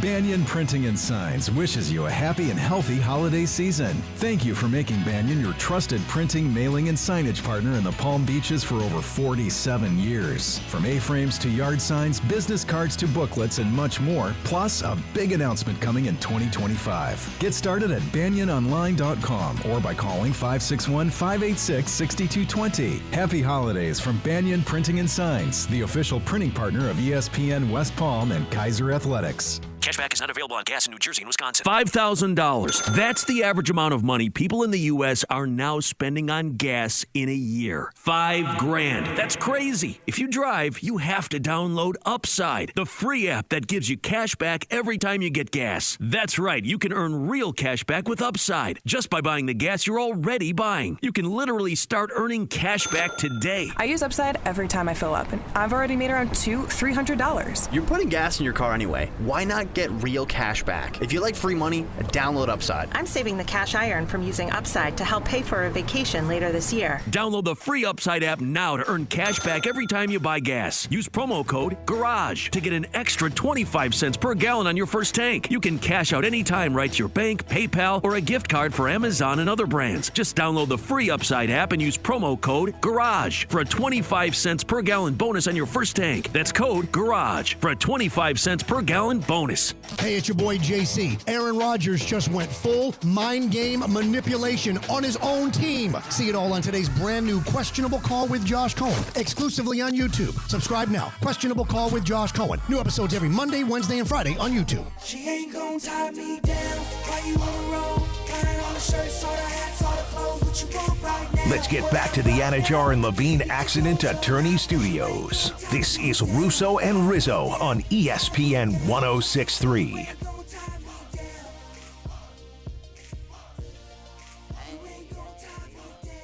Closing out the program here on a Friday edition of Russo and Rizzo. Mike Rizzo, Colin Russo, not Christian Cat, Damian Perez behind the glass.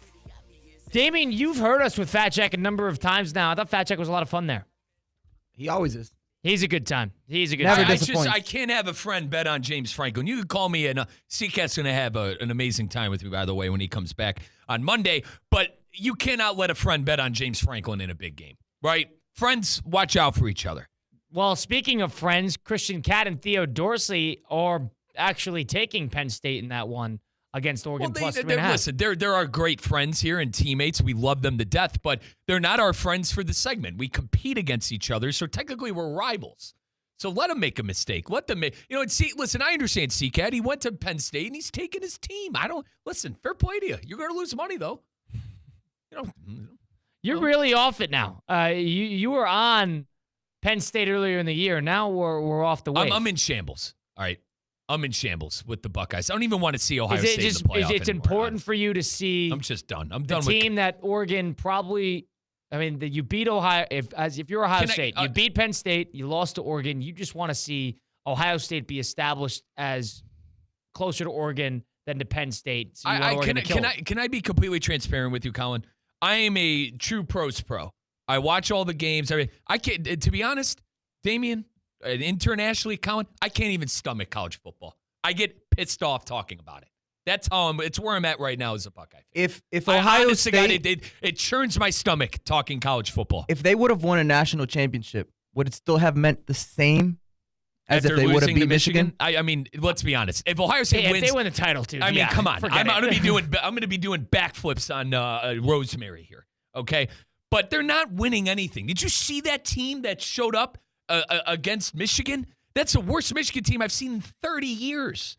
So I'm watching college football to be a professional, to be up to date, so Colin and I could do a great show. If it were up to me, I'd be playing Nazi zombies tonight, okay, on Call of Duty. There's a new map. Damien, you play Call of Duty? Oh, yeah. There's a new map out, all right? And it's a castle, a whole 9 yards. You get swords. It looks amazing. Instead, I got to watch college football because I'm a pro's pro. Something I can't stomach right now because my team pooped the sheets. Pooped all over themselves against one of the worst football teams I've seen in 30 years. I actually think Ohio State's going to show up in a big way in the postseason. You're trolling me. I do. You're trolling. I do. I mean, comparatively to who?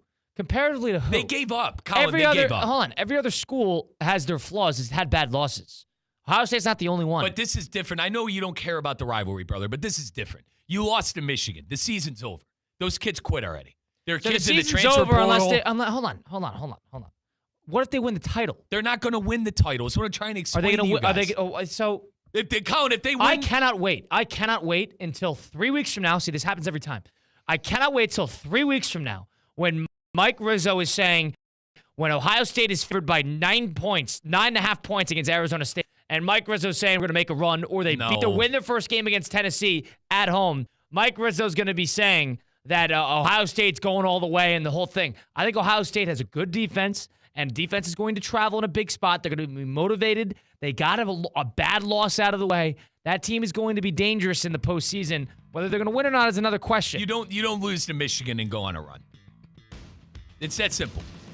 The season's over. You lost to Michigan. That team quit, as far as I know. I don't know about that. I feel like that can be the motivation. I guess. Whatever. It's Get on it out of Dave. your system. Listen, talk about someone's job is you why, don't want. Mark it in your head. Mike Rizzo being this pessimistic about it because it's been back and forth all year about it. They were going to lose by 10 to Penn State. Then they were going to kill everybody else. Well, they lost it, but the Oregon loss was embarrassing as well with that fifth-year senior. Was it? With how it happened? We've been the laughing-stock 2 times this year. Hold on. We've been the lost laughing-stock. by 1 point at Oregon. Dude to the forgot number one team Colin, in the country. Colin, the way it happened, I know we're running out of time. Dude forgot to score in the time, and then the second time around, you lost to the worst Michigan team in 30 years. Stop complaining. All right. Russo and Rizzo on a Friday here. Sending you off into the weekend. Enjoy it. Stay happy, stay healthy, stay focused. Russo and Rizzo, ESPN 106.3. Hey, it's Josh Cohen. When you need auto repair, honesty and reliability are everything. Trust the home